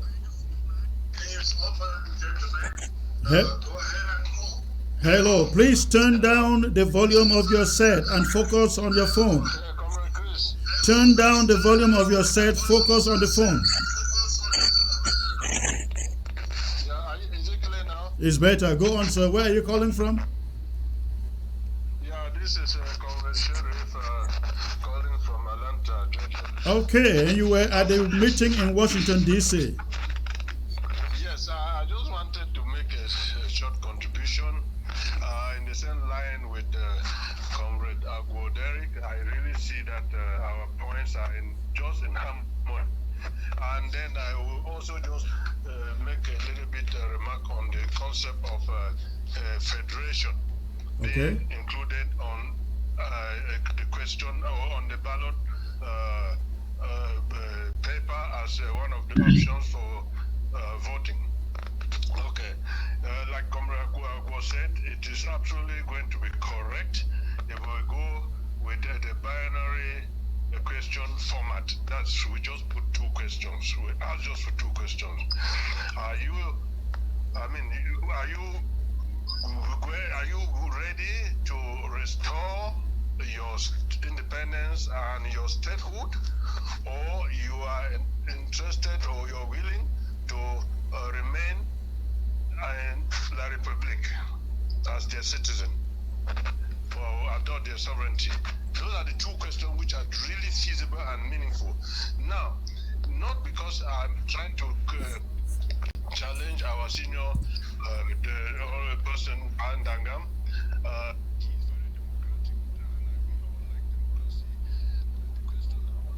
us about including the option for federation is this.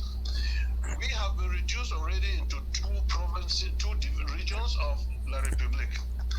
If we put a question of federation, that we want a federation, what will be our status in that federation?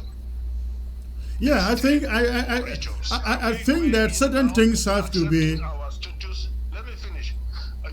If you opt for a federation, therefore it means we already accepted that we are citizens of the Republic within those two regions, and then now we are going in now for a format. You see, for a management, for sort of a state format, in the form of a state, which will now be part of La Republic, 10 provinces, 10 regions. But in order for federation to be on that table, the federalists must realize that we need to restore our state and our independence, our sovereignty, before going in for that option of federation. Now we're going in now. Well, if you go in for your sovereignty, and win, why do you have to go for federation? No, let's just say we want to satisfy this argument, just satisfy the federalists. No, comrade, I think, hold on, I think you satisfied the federalists by saying, do you vote to remain with Cameroon? Cameroon, you are talking about federalists and the unitary people, isn't it? Or do you want to vote to be... Comrade Chris, I don't want that. See. Because there are only two sides to this.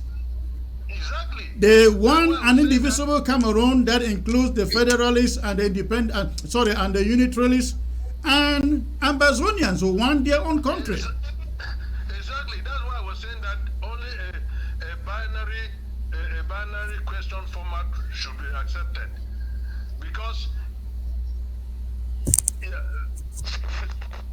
because once you talk of federation, you're already indicating that you're already a Cameroonian, and then you're asking for a reform of the state.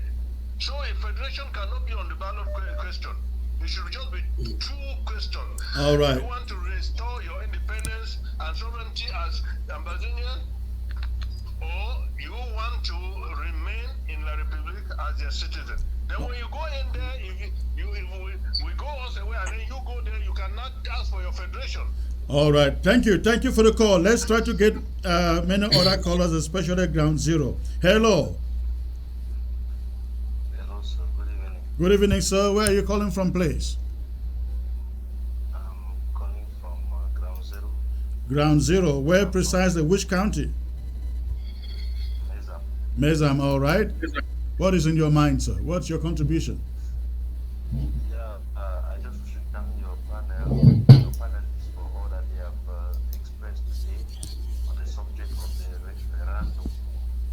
Okay. What I wish to say is that the referendum is the best option for everybody to participate in the future of our country than to live in the hands of few leaders.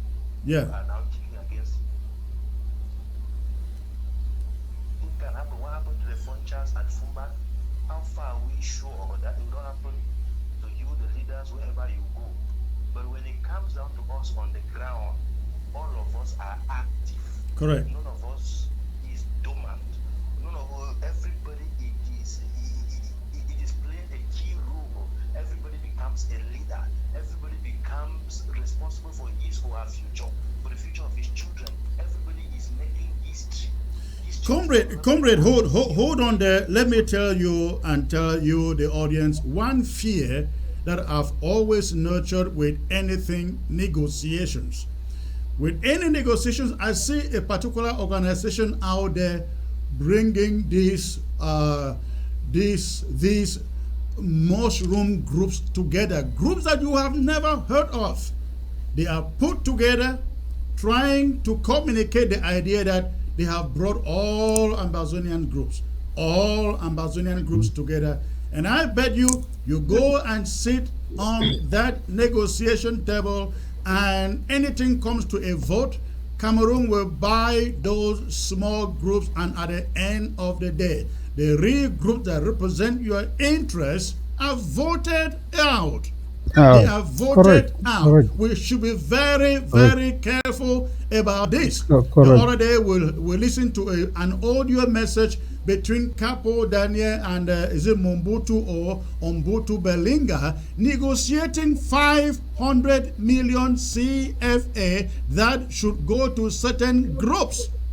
And that 500 million was connected to certain negotiations. Of course, that was referring to Canada. Now, you get some people calling themselves the conveners. The conveners are among these little groups coming together. You go and you sit on that table, and Cameroon is able to buy these groups, and then where there is a major contention, they put a vote on the table. We are voted out. We are voted out and we are sold back to La République du Cameroon. But that's the point I wanted to make. Comrade, make your point quickly, please. Let's move on. Yeah. What I want to say is that this referendum will prevail over those who are against it, and they will be ashamed because we will vote. All of us are for it on the ground. 99.9999% of those keeping the ghost down, those fighting, those running and flying on the gutters when bullets are flying on us, we are for it. Let Joe Ayaba and Sako, let them go and do whatever thing that they can do. If they want to keep on fighting, when we vote and have a country that we're fighting in the air, they have a secret agenda, as one of you have already said there, but that agenda will not prevail over us. Tell them, wherever you meet them, that is what those of us on the ground are for. We want to be key players in our own history. All right. Our future in the house of freedom. God bless you. Thank you, sir. Thank you for the call. God bless. Hello. Hello. Good evening, Mr. Chris. Good evening, sir. Can you raise your voice a little bit? It's quite low. Where are you calling? Where are you calling from, please? Yeah, I am calling from Bui County. Bui County, the land of the warriors. All right. What is in your mind? I want to appreciate the panelists, and one of the persons actually qualified La Republic that we are dealing with armed robbers. And so they know that they don't have any case to come to the negotiation table. They have absolutely nothing. And what I see, the problem is us. So what can we do to convince your group, Sako's group, Yabacho's group, to come to one agreement like this issue of the referendum? Because I see that we are the problem delaying this struggle, and people are dying on the ground. So that's my worry. That's a good question, and let me relate a little story to that. Remember that when the Swiss pre-talks first came up, we went out and said we were not for it. The reason being that we were told that this is about discussing the form of state as in one Cameroon. And secondly, it was not a process. It was not a mediation or negotiation process. And so we kicked against it. But the moment that the Canadians came out and said they now have the mandate to initiate a formal process, we came out and endorsed it, irrespective of the fact that some of our folks went there and negotiated that. We overlooked whatever shortcomings that came from there, but we said now that it's going to be official, we are for it. Unfortunately, again, we are dealing about partisanship has been brought into this. So if it is not from you, if the idea is not from you, if it will not propel you, if it will not make you the leader, if it will not take you to Boya, you say, no, it's no good. That is an unfortunate thing, because I think that any sensible leader, smart, intelligent leader who is for the interest of Ambassador will say, you know what, if all routes will lead to Rome, I will follow any of the routes. Unfortunately, that is not a message we have here, but let's hope that it changes along the way. Thank you for the call. Hello. Hello. Hi, Comrade Chris. This is Patrick calling from the state of Indiana. Hello, sir. Good to hear your voice. Thanks for the call. And what is in your mind, sir? Okay, thank you so much, and thank you to the panelists for doing a wonderful job to explain to the Amazonian people why we are fighting and what the solution can be. And the question of a referendum is going to resolve two of the major contention that we are out here talking about every day. The first thing the referendum is going to resolve is to answer the question that Amazonian leaders or Amazonian groups in the diaspora are fighting for the people. So that will be a moment for the people to decide if really they are fighting for them. Secondly, the Republic is saying that it's just a pocket of resistance, a few people that are agitating. So they should also give the chance for the few people to be voted out. So this referendum is going to solve the question of the and the idea that the diaspora is fighting for the people on the ground. So let's give the people the chance to decide what they want for themselves. So that is just what I wanted to chip in today, Comrade Chris. Yes, and you are very correct there. You are very much correct there. If the diaspora is actually doing this for Amazonia, for the people, I think they should trust the people enough to believe that they are able to make their own choices. Thanks for the call. Hello. Hello. Bad connection there. I will let you, the panelists, to come in here. Pandangam, you hear that point, and many people have made that point. If indeed these leaders in the diaspora are fighting for the people, they are being freedom fighters and not politicians. They should trust the people that in this matter of a referendum, the people are able to speak their own minds and not depend on somebody in the diaspora. Pandangam. But that is the central thing about a referendum. What we are saying here about referendum is that we don't want anybody, whether it's the United Nations or AU or anybody, to impose a decision on us. It should be the people on the ground, it is the poor population on the ground to decide their future. That's the central thing we are saying.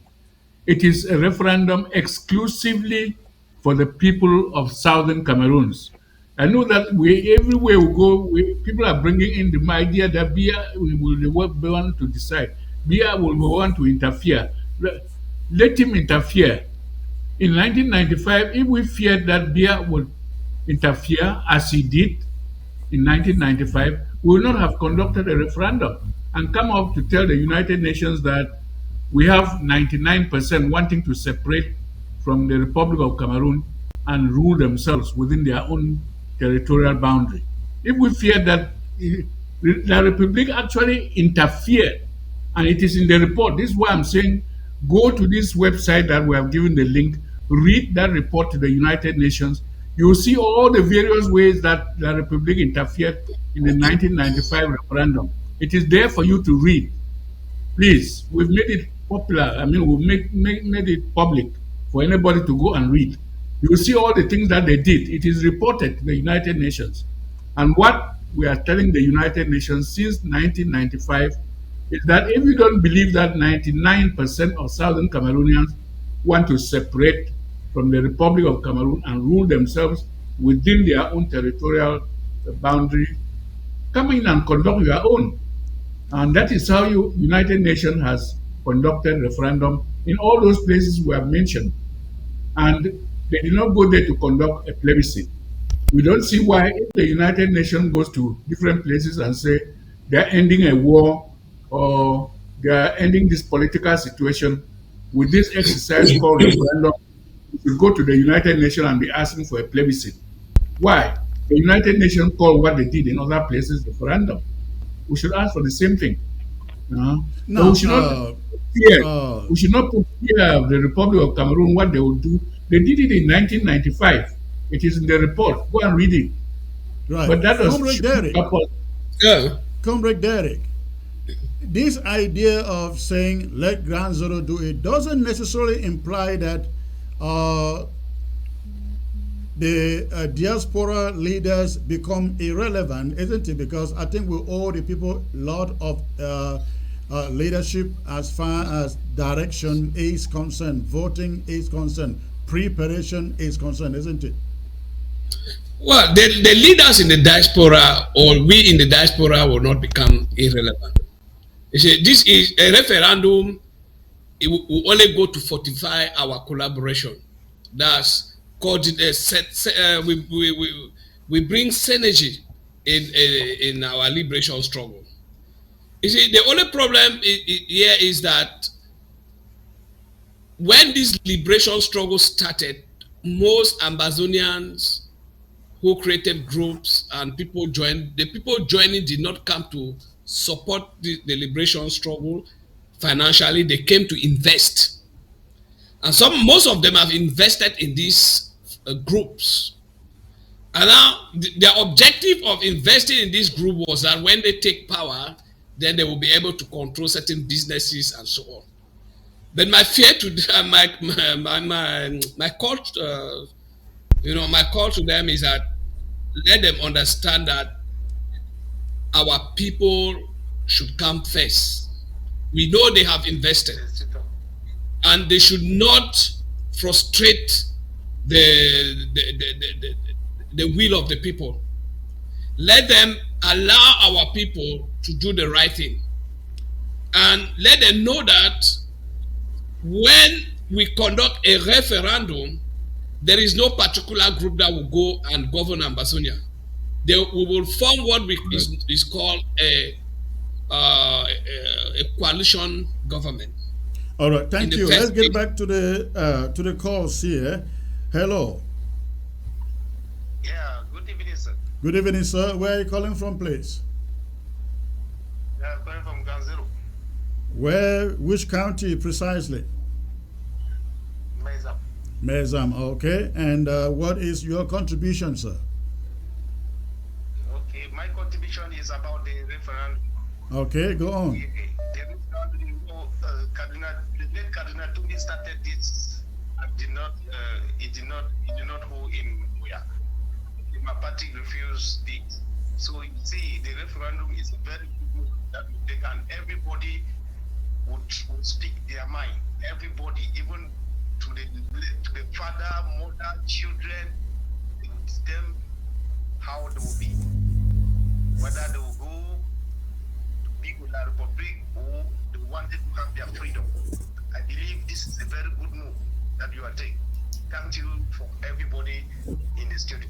Thank you, sir. Appreciate that. Now, comrade and to Dennis Altem, another uphill task in this referendum idea is that La Republique would have to be convinced to accept it. It cannot be imposed upon her. Yes, Comrade Chris, you are very right. You see, in all internationally supervised referenda, the occupying country which is controlling the territory, their opinion must be sought. Correct. Now, in our own case, La République du Cameroon has rejected a ceasefire. It has rejected stopping its war. It has rejected releasing our prisoners. It has rejected dialogue. So it will not even accept a case. So the only option now is a referendum. So if it too refuses referendum, what then does it want? So that is where La République du Cameroon will find that it cannot simply reject all options, including referendum. Because it claims that I said this. That's the reason I said one thing good about this idea is that it boxes Cameroon to a certain corner they just cannot come out from, because you don't refuse to release prisoners. You don't refuse to go to negotiations and refuse to go for a referendum. What do you want? So you just want to kill people to victory. And the international community and the important thing here is to note that La République du Cameroon is saying that it is fighting for the people of the Southern Cameroons. If you are fighting for the people of the Southern Cameroon, do these people have a right to express themselves? That is the question. So La République will be unable to say that it is fighting for these people, and yet these people cannot express themselves. because that has been its agenda. So, with this idea of referendum, we have actually dismantled La République du Cameroon's agenda forever. We have dismantled its agenda forever. So, how will it say that it doesn't want any solution at all? They say negotiation, it rejects. Ceasefire, it rejects. Stop the war, it rejects. Dialogue, it rejects. Referendum, it rejects. Court case, it rejects. How is that possible? No. La République du Cameroon will be forced to accept the idea of a referendum. That is it. That is it.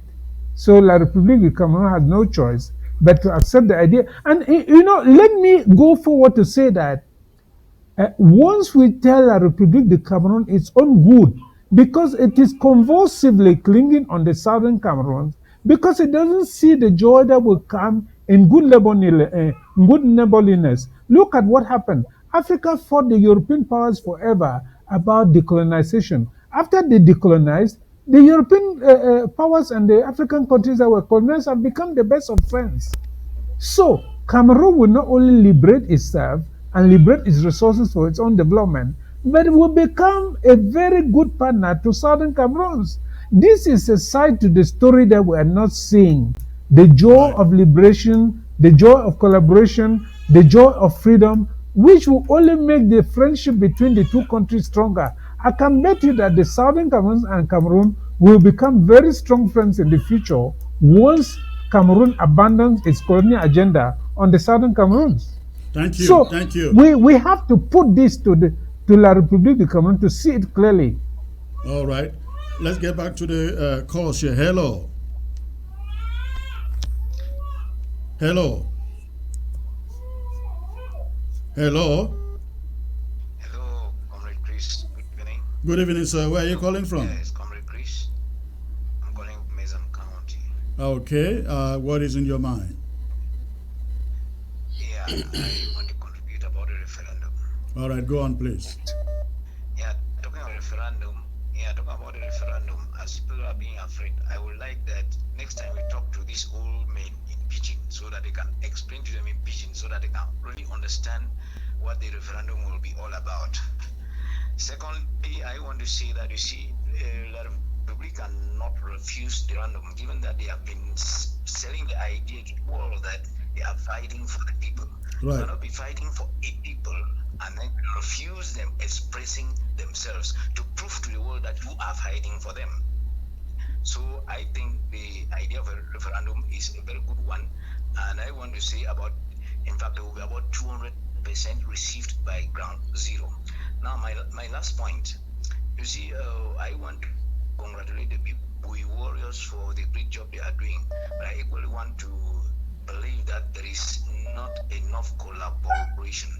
Else, if the Bui warriors have launched an attack in Bui, and then they send for the military sent for a fortification from Bamenda, Ndop should be called upon to attack them on the way before they can get to Bui.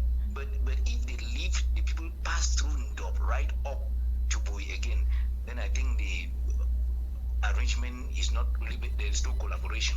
So I would like that people should do in such a way that there's collaboration among the fighters, so that if an attack takes place like the one that took place in Bui, and there is fortification coming from Bamenda, that those people coming from should equally be attacked, say in Dog, and so that fighting should move along that line, and I think we will succeed better. All right. Thank you. Much. Thank you. Thank you. Thank you for the call. Hello. Good evening, sir. Calling from, I think this is Gabon. Am I correct? Yes. Okay. Go on, sir. Yeah. I'll talk for PG. All right. Yeah, I like the way the panel they talk. I would salute power for that panel. I would salute big brother, two big brothers there. Okay. I just like to ask some questions, say, as the referendum, who the talk, be na good thing. But now, I say, we won't see how we don't send a leader for Cameroon, La République deal with them. Patricia, call it Patricia Whitty. Scotland. He go back, he no get nothing for talk. We don't see the leader for United Nations. He don't come, he don't go back. We don't see nothing where they talk. Okay, if today the United Nations come talk to it, so it come now for Cameroon for organize referendum. Then if at all say they come for Southern Cameroon, the Irish people where they go meet up for say me they talk with them for put the referendum in place. Because the people of Cameroon themselves, just take example of barrister, the other barrister of Boya. Agwabala. Emmanuel, something Emmanuel. Emmanuel, that's true, okay. Yeah. He talk of say it not be for the referendum. He want a dialogue. Okay, now which people the United Nations will come meet up for talk with them, for put everything in place. If I do a diaspora the day for referendum. So now the question I will ask, if we be answer, it will be okay. Okay. Who want to take that question amongst the three of you? I didn't hear him. He was so low. Can you repeat his question? He is saying that if the UN is coming to Cameroon to conduct a referendum, and there are people on the ground who are saying they want bad dialogue, who are they going to the ground to talk to? Thank you for the call. Okay. That's a good question. It means his own understanding is that the United Nations will come and discuss with one group or somebody before they come and conduct the referendum. This is why it is good that we educate. This week we are going to be talking referendum, just explaining. Yeah. Before the United Nations come, we ourselves, beginning with those people who went to the Hudson Institute, but not only them, but those who have bought this idea of referendum, we would debate and rehearse. Not rehearse. We will go into details. Somebody was trying to make a his own suggestion about questions. This is not the time for questions. We just want that the idea of referendum is accepted. Then we go into debating or discussing the process, the choice of questions. It's not that the United Nations is going to come into Southern Cameroon and then ask each group to come and say, I want, what do you want? I want dialogue. I want no. If the United Nations takes its decision that it's going to conduct a referendum in Southern Cameroon, it will say it the whole world to hear. The whole international community will know it. It is not something that they are coming to discuss with a group or with somebody, whether with SCAPO or with SCNC or what. No, that is not the point. The point is we are educating ourselves to accept this idea that it's a good thing for us to end our war. It is a good thing for us to gain our full independence and membership of the United Nations. But we are not, those of us who hold this view are not the only people with a view. We are not speaking for the whole people. Inside the Southern Cameroons, there are people who hold the idea of federation. They are Southern Cameroonians. They have a right to that idea. There are people who want what do you call it, dialogue. Fine. If we take the decision finally to write to the United Nations, we should have worked out all these details. Maybe because only Southern Cameroonians talk about this independence or federation, we limit it to two choices. Or if we go to the United Nations after we have held talks with La Republique and the La Republique has agreed that we should recommend a referendum for the people, exclusively for the people of Southern Cameroon, we can put three choices. But we are going to the United Nations. In this time that we are educating ourselves, all of us should read Resolution 1541. In Resolution 1541, XV, principle number 6, United Nations recognizes three things, three status. One, independence, full independence, and those who get that independence are members of the United Nations. That's what we have not got. The United Nations recognizes free association with a sovereign state. This is where we were pushed in 1961 to the federation with the Republic of Cameroon. That is free association. And thirdly, the United Nations recognizes integration, or what the Republic of Cameroon is talking, its own point of view. So if we are going to the United Nations, before we finish all this educating ourselves and discussing, we look at these three.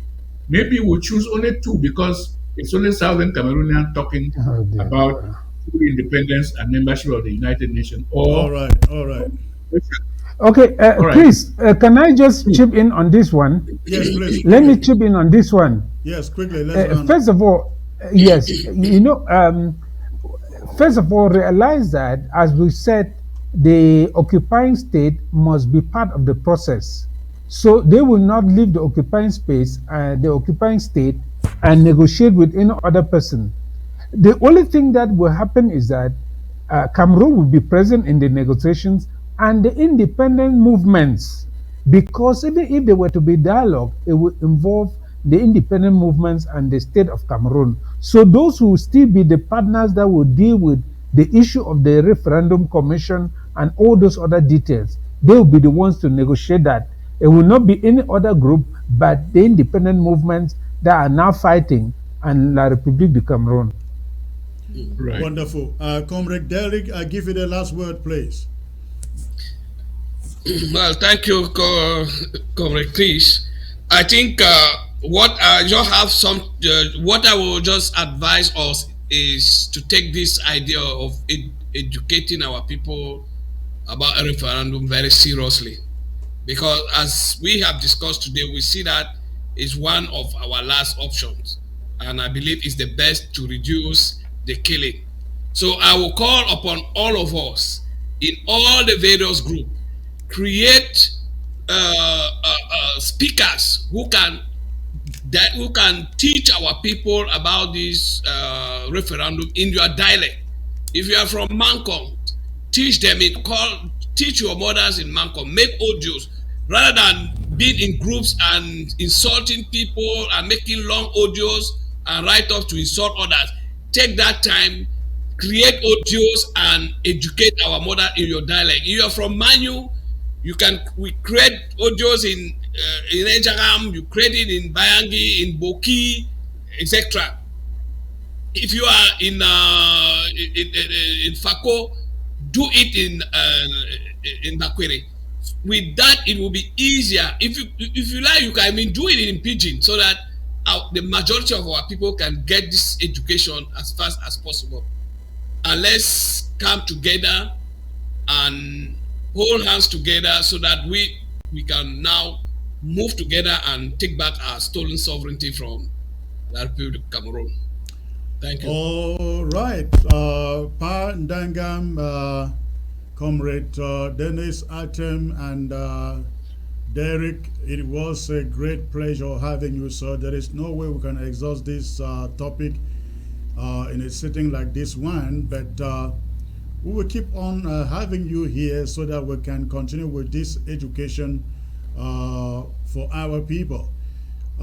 Thank you for showing up and being part of this, sir. Good night. Thank you. Thank you, sir. Good night. Thank you.